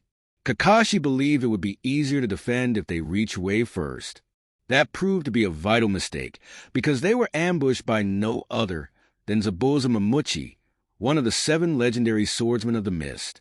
Kakashi was able to hold his own for a while until he was caught in his water prison, leaving the rest of the team to fight off Zabuza's water clone. Though as hard as Mito and Sasuke tried, they just couldn't get past this clone. Sasuke, I think it would be better if we retreated, spoke Mito as she tried to catch her breath. Though Sasuke shook his head. That would be illogical because then he would just kill Kakashi and hunt us down later. We have to free Kakashi-sensei. Mito sighed. I guess you're right, but none of our jutsus are getting to him. And this is just a clone. I know. Though if we target the real body, maybe we might have a chance, replied Sasuke as he went through some hand seals. Distract the clone. Mito nodded, and she also went through some hand seals. Water release. Water gun jutsu. Mito then shot basketball-sized water bullets from her mouth. Zabuza laughed. Ha! Pathetic. Water release. Water wall jutsu. A thick wall of water erupted from his feet, blocking the barrage of bullets. If you're going to defeat me, you're going to have to use something else than water. I hail from the village hidden of the mist. There's no way I would lose at my own game, bragged Zabuza. Suddenly Zabuza watched as Sasuke jumped up in the air. Fire release fireball jutsu. A large fireball erupted from Sasuke's mouth and went flying towards Zabuza. Though the fireball wasn't aimed at the clone, but Zabuza himself. Zabuza smirked. He finally decided to target my own body. Then he formed one-handed seal, hidden mist jutsu. Sasuke watched amazed as Zabuza targeted the mist on the fireball, reducing it the size of a large coconut. Zabuza then swiped his sword across the fireball, canceling out the jutsu. Hee hee. It was nice playing with you guys, but I'll finish this up. Zabuza then grabbed his large sword and threw it to Sasuke, who was still in the air. Sasuke couldn't believe it. He was inches off the water, and there was nothing he could do. He watched helplessly as the blade came closer and closer. Sasuke, shouted Sakura as she was still watching over Tazuna. Then suddenly a wooden dome erupted in front of Sasuke. The sword embedded itself into the wooden dome. Sasuke landed into the water. Mokutan? It can't be, unless it's Naruto's team. Team 11, we need to hurry, guys, shouted Yamato as he raced through the treelines. Sensei, what are we doing? Weren't we supposed to meet up at the border? Why did you make a boat and have us go across? Asked Yakumo. Yes, I'm also curious, asked Sai as he passed a few trees. Naruto didn't say anything. He knew something was up. He was trying to save up as much chakra as he could. Something is very wrong. You guys don't know this, but I was in AMBU before this. When I first entered AMBU, I was put under Kakashi Taki, the sensei of Team 7, replied Yamato. Though that doesn't explain why we're not waiting at the meeting point, replied Sai. Yamato sighed. I'm not supposed to tell you this, but Kakashi had a special code in our team. One of those codes was that the mission situation had changed or the meeting point was compromised, we would skip point A and go to point B. Naruto had finally spoke up. That means that something went wrong, and the most likely scenario is that they were attacked. Therefore, the best strategy would be to get to point B, or get the client to safety as soon as possible. In this case, it would be getting the bridge builder to his home. Why? Well, it's an unexpected move, which would usually catch the enemy off guard. As well, it would be easier to defend in a safe location than the middle of the road, sharp as always Naruto. Yes. Since our job is to back them up, we should get there as soon as possible. Finished Yamato. Team 11 ran for a few more meters when they encountered an odd mist. Sensei, this mist muttered sigh. I know it's odd. Very. A mist usually disappears by noon, and it's way past noon. As well, it's too thick, and I can also sense the chakra in it, stated Yamato, and then took his attention to Naruto. Hold on. Then Yamato jumped into the clearing. Naruto watched from his sensei's back as they jumped from the clearing. He watched in slow motion as a giant blade was yards away from Sasuke. Naruto's Sharingan suddenly changed into the Mangekyo. Though before he could do anything, don't worry, Naruto would release. With locking wall, Naruto watched in relief as a domed wall appeared in front of Sasuke, catching the blade. And Naruto deactivating the Mangekyo, just using the regular Sharingan. Jumping off Yamato's back, he jumped to his side. He was quickly followed by Sai and Yakumo. Sensei, what's the plan? Asked Sai as he pulled out his tanto. Yakumo also pulled out her kunai. I'll take care of Zabuza and try to free Kakashi, while you two will gather up Team 7, and if necessary take out the water clone, explained Yamato. Naruto looked up confused. You two? Yes. Naruto, I want you to stay on the sides. You will only intervene if absolutely necessary. You got it, said Yamato with a serious face. Naruto growled, fine. He then watched as they all raced off to do what was needed to do. Sai ran off to help Mito, while Yakumo ran off to get Sasuke. Naruto looked around and saw Sakura on the sides with the client. So, they had one stay behind in case he tried to do anything else. I should probably go there. It will give me a better view of the battle. Naruto raced to Sakura and Tazuna. Are you all right? Sakura looked worried, while Tazuna was downright scared. Yes, but what happened to Sasuke? Is he all right? Naruto also got in a defensive position with Sakura. He's all right. Yamato's sensei set up a defensive dome in front of him to catch the blade. Yakumo went to go get him, whilst I gathered up Mito. Since you've been on the sides, I'm hoping you could tell me what's going on. It was Tazuna who spoke up. We were attacked by a man that had this huge blade. I think Kakashi called him the Demon of the Mist. Naruto's eyes went wide. Zabuza Momochi, one of the 7 legendary swordsmen of the Mist. This is bad. Though before Naruto could ask anything else, he suddenly saw the water clone come flying at him. Watch out! Then Naruto pulled out a kunai and tried his best to stop the blade. So he decided to send a clone to finish the job. Whereas Yakumo and Sai, Sakura grabbed Tazuna and started to back away. Naruto watched as the kunai broke, and Zabuza's blade was coming down on him. If I use that jutsu, I'll be put in an even worse state than yesterday. Naruto's eyes warped in the 8-rounded star. Though if I don't, I'll die. Kamui, Sakura watched in horror as the blade slowly came down on Naruto.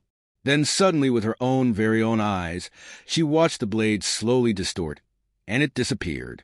Zabuza's clone, Tazuna, and Sakura were all left in shock. What was that? Naruto jumped back to where Sakura was and fell to his knees, Esekra.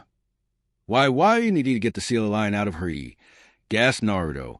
Sakura was in shock. She didn't know what to do. Kakashi had told her to never abandon a comrade, but Naruto had just told her to flee. The very someone kid that she thought would never become a good ninja. The very same one that stopped the clone's attack and saved her life. Naruto fell to his side and watched as the clone got closer. Can't move my body, I'm so tired. That was impressive. I don't know what you did to my blade, but I don't need it to kill you in your pitiful state, spoke the clone. Then the clone dispersed into a water, and Mito was shown running through it with a blue sphere in her hand. Naruto was lying on the ground, thanking Kami that they had been saved. Even if he was just saved by his sister, he wasn't in the condition to complain. Mito ran to her brother's side. Naruto, are you all right? I'm not going to die, but I'm really exhausted. croaked Naruto as he lifted his head. Mito, seeing her brother was okay for the moment, turned her attention to Sakura. What were you doing? Were you just gonna let him die? I'm sorry I just froze. Apologized Sakura. Mito was gonna protest. When Naruto spoke up, Mito stopped blaming her. We're only rookie genin. We're not expected to be able to stand against A-Bank missing pin even if it's only an enemy clone. Mito sighed. I guess you're right. Let me help you up. Mito then grabbed Naruto and put his arm over her neck, helping him walk. Then Sai appeared. Naruto. I'm sorry, it's just Mito got ahead of me, and I lost track of her. Sasuke and Yakumo also appeared. Are you guys all right? Naruto. You weren't supposed to push yourself, lectured Yakumo. Yakumo, you can't blame him that the clone attacked him. If he wanted to live, he had to use his best jutsus, retorted Sasuke. As well, what's wrong with you? I thought you had like a ton of chakra. What could possibly put you into this state? He battled a Jounin yesterday and hasn't fully recovered. We didn't expect to encounter any high-level shinobi, so we decided to accept the mission, responded Sai. Then he gave Tazuna a questioning look, though it seems this mission is at least A rank. Tazuna sweated a little. I'm sorry. I didn't mean to put anyone in danger. We know that already, said Mito. So, what do we do now? We'll wait for Kakashi and Yamato-sensei to take care of Zabuza, said Naruto as he was trying his best to walk. Then suddenly he felt pain in his eyes. I overused the Mangekyo too much. So this is what you meant by a double-edged sword. Sure, Sway. Then Naruto collapsed from the pain. Naruto! Yelled Yakumo as he caught him. Sasuke, help us. Sasuke nodded, and he helped by putting Naruto over his shoulder. What happened to him? Sakura finally spoke up. I don't know. He used some weird jutsu to make the clone's blade disappear. Disappear? Asked Mito, confused. What do you mean disappears? Yakumo was able to guess what jutsu Naruto had used. He used his Mangekyo. What was he thinking? I need to come up with something. It was a genjutsu, spoke out Yakumo. A genjutsu? Questioned Sasuke. I've never seen Naruto use a genjutsu, which makes things disappear. Yeah, me neither, said Sai, a bit suspicious himself. I don't think he made the sword disappear. He just stopped the clone from using it, said Yakumo. What do you mean? Asked Mito. Yakumo was trying her best on remembering about everything she knew about a clone. I'm not sure, but I think he used a genjutsu to stop the flow of chakra in the clone. Since it's only a clone, so is the blade. Therefore, all he needed to do was stop the flow, to stop the blade from existing. Sai seemed to accept the response. That sounds like something Naruto would do. As well, he must have used a very high-level genjutsu for that to occur. That probably explains the state he's in. Sasuke also seemed to buy Yakumo's answer. That's actually possible. If only I would have thought of that earlier, though I don't have the genjutsu prowess as Naruto. Just like his taijutsu isn't the best. That's why he didn't try to fight it. Sakura was amazed. So, that was only a genjutsu? It seems so, spoke Mito as she looked over to where their senseis should have been battling. Yamato, Kakashi, and Zabuza.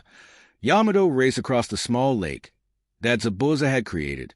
As he raced across, he finally came across Kakashi stuck in Zabuza's water release. Water prison jutsu.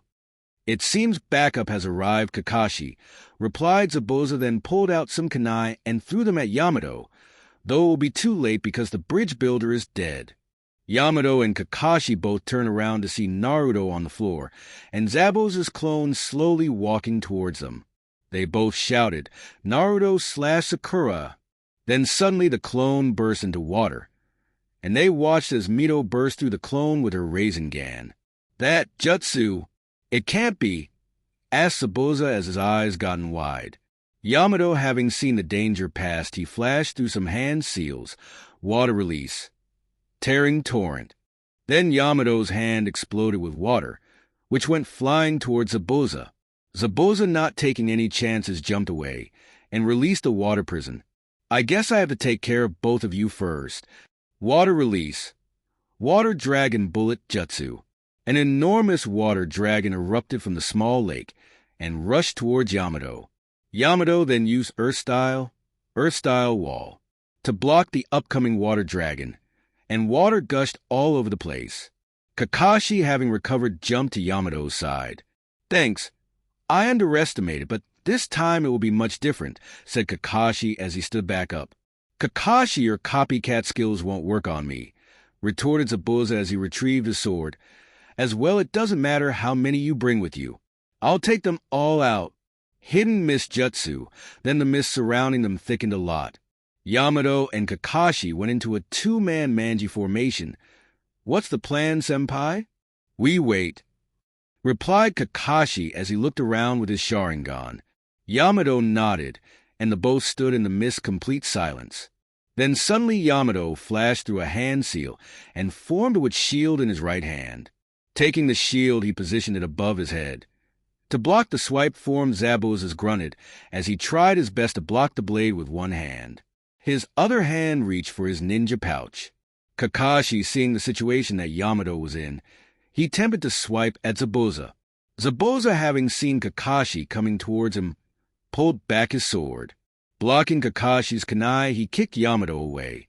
After kicking Yamato away, he started fighting with Kakashi again. Kakashi and Zabuza engaged in a short fight of genjutsu. Zabuza's bigger blade allowed him to take the advantage. He swung the blade across Kakashi's face, but he ducked down and weaved some hand signs. Earth release. Earth-style wall. An earth wall erupted from the ground, separating Zabuza and Kakashi. Zabuza turned around, noticing a jet of water coming at him. "I see he intended to corner me," while the other attacked. Zabuza jumped straight up, dodging the jet of water. As he was in midair, a barrage of kunai was thrown at him. He used his blade to knock all the kunai away, and he jumped back into the mist. "Hee, not bad. Though I control the battlefield here," mocked Zabuza's voice as it rang throughout the mist. Kakashi and Yamato regrouped. Going back to the manji formation, "Did you get him?" asked Kakashi. Yamato nodded. "Do it." Yamato formed a few hand seals, would release. Cage of the beast. They heard a loud grunt, and the mist slowly started to disappear. As the mist cleared, Kakashi and Yamato both saw Zabuza tied to the ground. His arms were tied together, while his feet were stuck to the ground, where two wooden stakes tied them down. "How?" Yamato slowly walked over to him. "When you first attacked us in the mist, when I used my right hand to block your strike, I used my left hand to place a special seed on you. This seed allowed me to cast a jutsu on you. You can see the results. It's over, Zabuza." Then Kakashi's hand exploded into lighting. "Why don't I show you one of my original techniques?" Zabuza's eyes widened in fear. Then suddenly his face was wiped of emotions. His body jerked forward. Having had his neck exposed, Yamato and Kakashi saw two needles embedded into his neck. Then a masked ANBU hunter, Nin, appeared. "Thank you for taking him down. I've been hunting him for a while, and I have finally had a chance to kill him," replied the masked ANBU. Yamato looked at him suspiciously. "Let me make sure." Walking over to Zabuza, he placed his fingers on his wrist, checking for any type of pulse. "It seems you really got him." Yamato released his jutsu. The masked ANBU grabbed Zabuza. "I'll be taking his body. His body holds too many secrets from our village." Then he disappeared. "That was strange," spoke Yamato. "Yes, but we need to get back to the team," replied Kakashi as he started walking back. Then suddenly he fell to the ground. "Kakashi!" yelled Yamato as checked on him. "It seems he's knocked out from overusing the Sharingan." Yamato grabbed Kakashi and threw him onto his shoulders. He then began walking toward the rest of the genin. As approached them, he saw how tired they all looked. Then Sakura spoke up. "Is Kakashi all right?" "Yes, but he's tired from overusing the Sharingan," replied Yamato. "By the way, could I get all your names?" "Mito Namikaze," spoke Mito as she looked at her sensei worried. Sasuke didn't show any emotion besides the very tired look he had. "Sasuke Uchiha." "So, him too?" "Huh, sensei," said Yakumo as she looked over at Kakashi and hadn't noticed Naruto until Yakumo brought him up. "So, It seems Naruto hasn't fully recovered either. He then turned his attention to Tazuna. Tazuna? Tazuna nodded. Yes, the name's Tazuna. As for Kakashi and the kid, we should get them to our house. They can rest there. All right, let's get going, spoke Yamato as they started to walk towards the bridge builder's house. Kushina and Haruka back in the leaf. Haruka was sitting inside the Hokage's kitchen. She was furiously writing away at her homework, as Kushina was washing some dishes from the dinner they had. As Kushina looked over at the girl, I see why Naruto took such a liking toward the girl. She's so energetic and innocent, just like he was. Kushina looked at the plate she was washing and noticed a strange spiral on it. Washing it away, she suddenly felt like something was wrong. It's probably just my nerves. Hey, Lady Tomato, can you help me with number 18? Asked Haruka as she annoyingly tapped her pencil. Kushina sighed as a large tick mark appeared on her forehead. Can you stop calling me a tomato? Haruka gave her a curious look. Why? The blonde dame didn't seem to mind it earlier. Kushina laughed out loud. Blonde dame? Haha, is that what you call Minato? Haruka smiled and nodded. Yeah, since he's a blonde and the yandame. It's easier to remember. Kushina then brought her attention back to her nickname. What did you mean by he didn't seem to mind it? Haruka shrugged her shoulders. When I went to Blonadime's office today, I didn't know your name. So, I just referred to you as a tomato lady, and he totally recognized you. Kushina cursed Minato silently, promising to ask him about it later.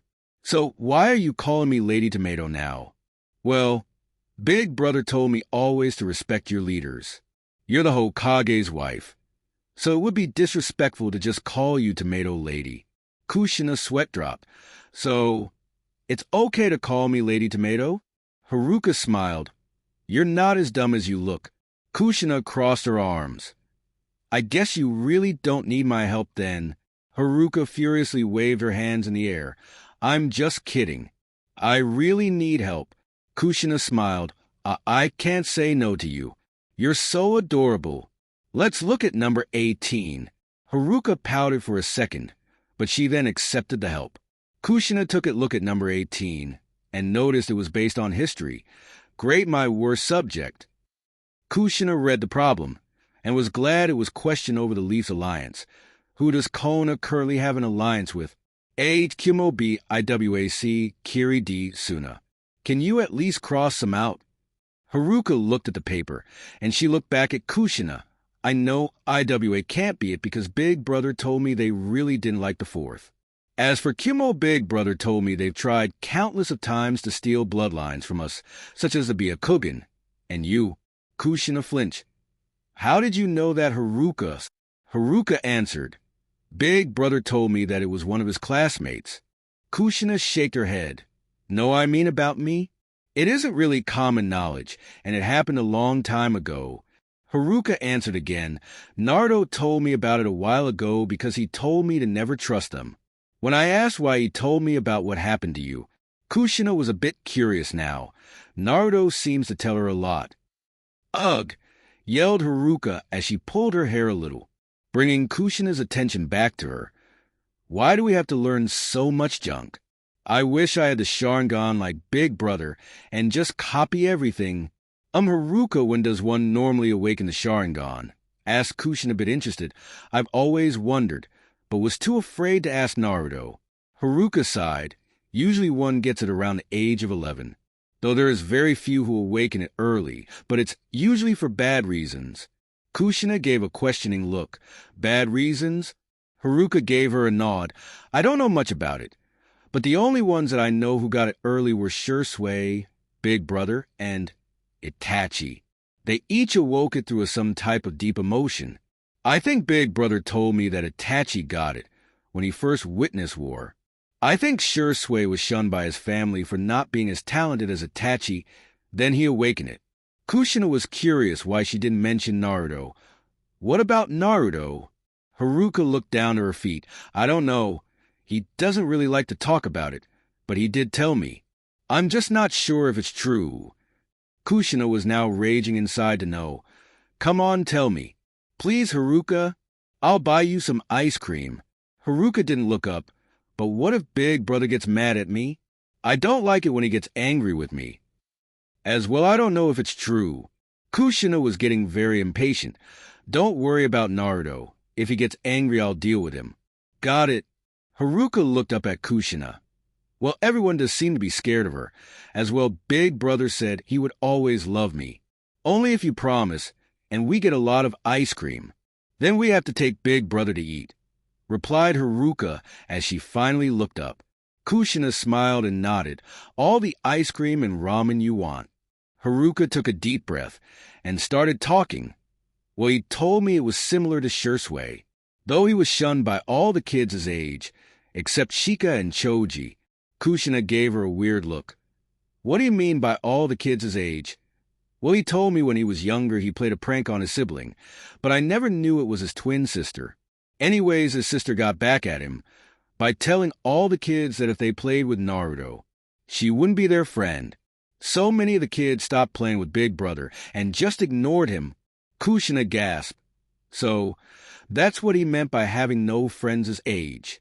I can't believe I was so naive, and to believe Mito would do something like that.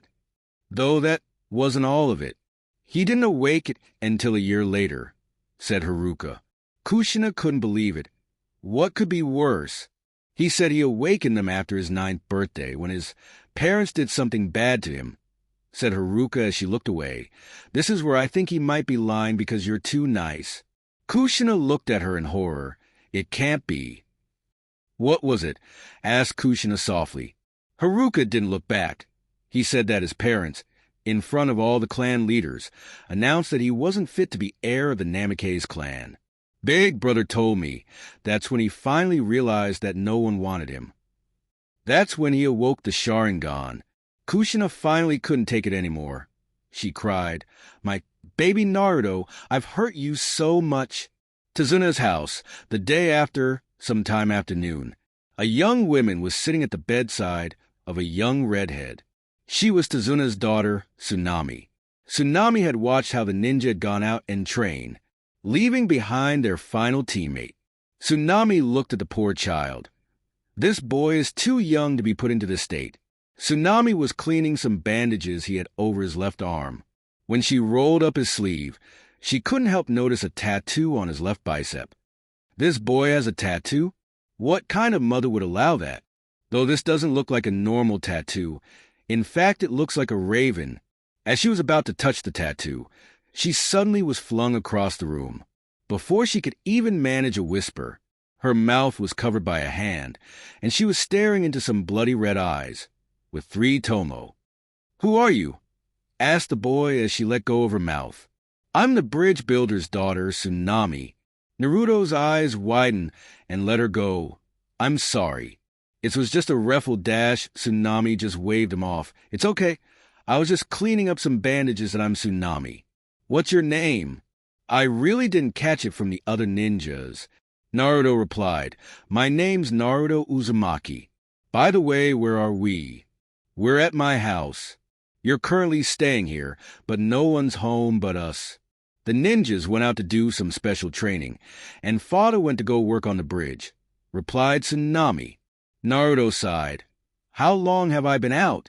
Tsunami shrugged. "I'm not sure. Maybe a day?" Naruto nodded. "Thank you for your hospitality. You wouldn't mind." Then Naruto's stomach growled, and Naruto rubbed the back of his head. Tsunami smiled. "I was starting to think you were a bit of a robot. So mature for such a young child. I'm glad to see there's still a bit of a childish spirit in you." Naruto laughed. "I guess it comes from hanging around with my little sister so much." Tsunami got up. "Follow me, I'll get you something to eat." Naruto followed behind, and they both headed downstairs. Later at dinner time, Team 11, Tazuna's family, and Team 7 minus Mito were sitting at the table. They were all enjoying their meal when Naruto spoke up. "Where's Mito?" So I looked over to Naruto. "She's still working on the water, walking exercise." She was the only one who didn't finish. Naruto was a bit baffled. "Are you serious?" Sasuke nodded. "Yeah, She wasn't the only one, but everyone else at least had some practice in it. Yakumo spoke too. Yeah, I've already mastered it for my genjutsu. Sai already knew it for his drawings. What about Sakura? Asked Naruto as he looked over at the pink-haired girl. Though Kakashi answered for her, Sakura has naturally good chakra control. She had no problem mastering it. Sakura flushed at the praise. Thanks, Sensei. Water walking? Questioned Tsunami. Isn't that a bit bizarre? Yamato laughed. I know it might sound a bit bizarre, but once it's explained, it's quite easy to understand. Tazuna also voiced his opinion. I could believe it. I've seen these guys do amazing things, but nothing can top what the redhead did. Naruto almost choked on his food. What are you talking about? Tazuna praised Naruto once again. How you made that water clone sword disappear. Naruto blinked and didn't know how to respond, but Yakumo spoke for him. I already told you guys he used the genjutsu to stop the flow of chakra in the clone, making the sword disappear, since it was part of the clone. Naruto sighed. Yeah, that's it. It was a special Sharingan genjutsu I invented. Kakashi and Yamato gave them both a curious look. Genjutsu? Asked Yamato. Could you possibly show me this genjutsu of yours? I could benefit me greatly. Asked Kakashi, a bit suspicious. Me too. You haven't showed me this genjutsu. Asked Sasuke. Naruto was getting a bit nervous. What to do? What to do? Well, it's not exactly my own original genjutsu. It's a genjutsu both me and Shursui created. So, it's kind of personal, replied Naruto. Sasuke was a bit disappointed, while Kakashi understood. I hear you loud and clear. It's kind of like my Chidori. Naruto didn't know the whole story, but he knew that his friend had given him the Sharingan. What allowed him to complete his jutsu? Yeah, it kind of is. Tazuna spoke up again. I don't care what it is. It was still one of the most amazing things I have seen. Naruto slurped the last of his soup and placed it down. Tsunami, that was delicious. Naruto looked around the table and watched how everyone was also enjoying the meal. Thanks, responded Tsunami. Naruto looked down at his empty bowl. So, what's the scoop here? I doubt Zabuza Momochi of the Hidden Mist would kill you for no reason. The table got suddenly quiet. Then Sai spoke up. That's right. Yamato-sensei, I think we should know what we're up against. Yamato sighed, but Kakashi answered for him. Zabuza was hired as a mercenary ninja. He was hired to take out Tazuna, so Tazuna wouldn't finish building the bridge. We have already told everyone else, but Naruto Zabuza isn't dead. He managed to escape. Naruto nodded. Why would someone not want the bridge finished? Asked Yakumo. Tazuna answered this one. It's a man known as Gato. He runs a big shipping corporation. Thus having the bridge built would put a hinder on his sale. As well, if the bridge is complete, then it would help the economy of this land. If that was to happen, Gato would lose all his power around here.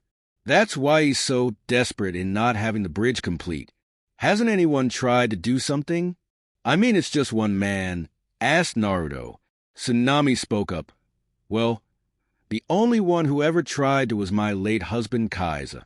She then pointed to the picture up on the wall, where everyone was able to catch a glimpse of a black, spiky-haired man who had a small scar on his chin. He was considered a hero in these lands. He tried to do something against Gato, but he was publicly executed. There was a few gasps from Sakura and Yakumo, but from the rest there was none. Sasuke, Sai, and Naruto weren't frightened by the idea of death. Yamato and Kakashi were both former MBUs. I'm glad that you're doing something, Tazuna. It proves Naruto was cut off when a small young boy walked in. The boy wore a green jumpsuit with a yellow shirt and a pair of sandals. He had a blue and white striped hat. If you don't stop, then you will all die. Inari, Tsunami scowled her son. It's true. If you all keep going against Gato, then you will all die. There's no hope for this land, yelled Inari. Everyone reminded quite. Naruto was silently fuming inside, his grip on the bowl tightened. I really pity the man. To think that his own family, his son, would just kill his dream like that. Naruto, scowled Yakumo. Naruto stood up and started walking to the door. Ones with a fight on doesn't die when they die. Only when the people around them stop believing in it. My closest friend told me that. So, that's why I can't stand crybabies like you. Naruto opened the door. Where do you think you're going? Asked Yamato. You still need to recover. I'm not going to do anything. I'm just going to check on my sister, replied Naruto as he walked out. Inari ran up the stairs crying. Tsunami was going to go after him. When Kakashi spoke up, I'll go talk to him. Tsunami thanked Kakashi, and Kakashi went upstairs. Then Tazuna spoke up, that kid, he sure is something. The rest of Team 11 agreed, and Sakura. Though it was Sasuke who spoke up, yeah, Naruto sure is something. The things he has lived through, and still be able to bounce back after each one. I doubt I would have been able to do the same. What are you talking about, Sasuke? Asked Sakura. Why would Naruto have such a hard life? I mean, he is the son of the fourth Hokage. Sasuke shook his head. It's not my place to say it. Right, Yamato? Yakumo and Sai looked at their sensei a bit curious. What happened to Naruto? Yamato sighed. Yeah, you're right, Sasuke. Naruto hasn't had the easiest life, but not everyone's life is a simple one. Everyone at the table nodded at his response. They could each remember the hard times in their life. Kakashi with Inari. Inari was on the roof, looking up to the night sky, when he suddenly felt someone creep up on him. Turning around, he looks into his bedroom window. Seeing no one there, he turns around. Then suddenly he hears a voice to his right. Yo! Ah! Screamed Inari as he fell at the roof. Though before he got far, Kakashi caught him. Hey there, didn't mean to scare you. Just came up to talk. Inari was put back down, but he didn't turn to Kakashi. What do you want? Kakashi sat down by the kid. Don't let what Naruto said hurt you too much. Inari didn't respond, but you should think about it. Inari turned to him. Why? So, I can die like him. In front of everyone in the village. Kakashi looked at the kid. I know it's tough when you see stuff like that, but you're not the only one who has suffered. Inari gave him a questioning look. What do you mean?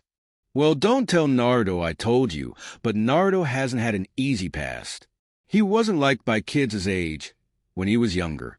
So, he didn't having many friends except one that took care of him, taught him almost everything he knows, helped him when he needed help, and most importantly, he was his friend. Naruto had to watch as his friend died in front of him, and he couldn't do anything about, explained Kakashi, but he didn't let that stop him. He didn't let that stop him from being the ninja he always wanted to be. I remember as a small kid he would go around saying that he would be the best ninja this world would ever see. So, after his friend's death, he carried his will with him. That's why he couldn't handle seeing someone disrespecting, well, one's wishes. I think I understand, replied Inari as he looked back up to the sky. Yeah, Kakashi smiled. I'm glad you do, kid. So let's go back inside. My name's Inari, by the way, said Inari. Nice name, kid, replied Kakashi as they walked back inside. Naruto in the woods. Naruto was walking down the trail toward the small lake. Dumb brat.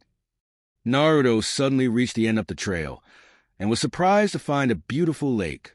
Wow. Not too far off the side, he was able to spot his sister, Mito.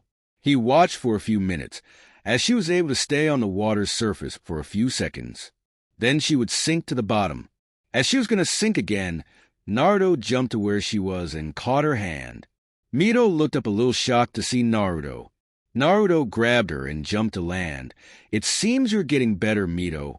Mito sighed. Not as good as everyone else. Naruto was a bit confused at his sister's attitude. Are you all right? I'm quite surprised you haven't learned this trick before. Father was always training you. Mito looked away. So, what? You were always getting personal training with Shursui. Naruto was even more confused at his sister's attitude. What's your problem?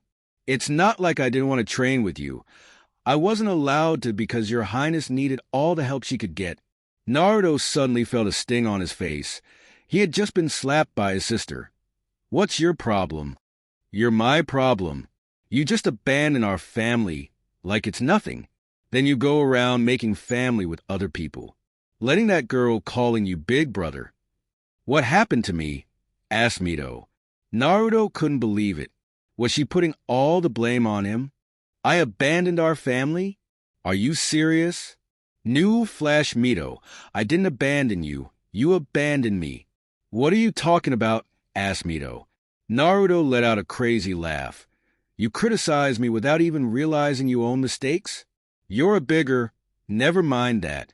Mito, I have always tried to make a relationship with you, but you always blew me. Well, you were the reason that no one liked me when I was a kid. Remember our 8th birthday? Mito was cut off.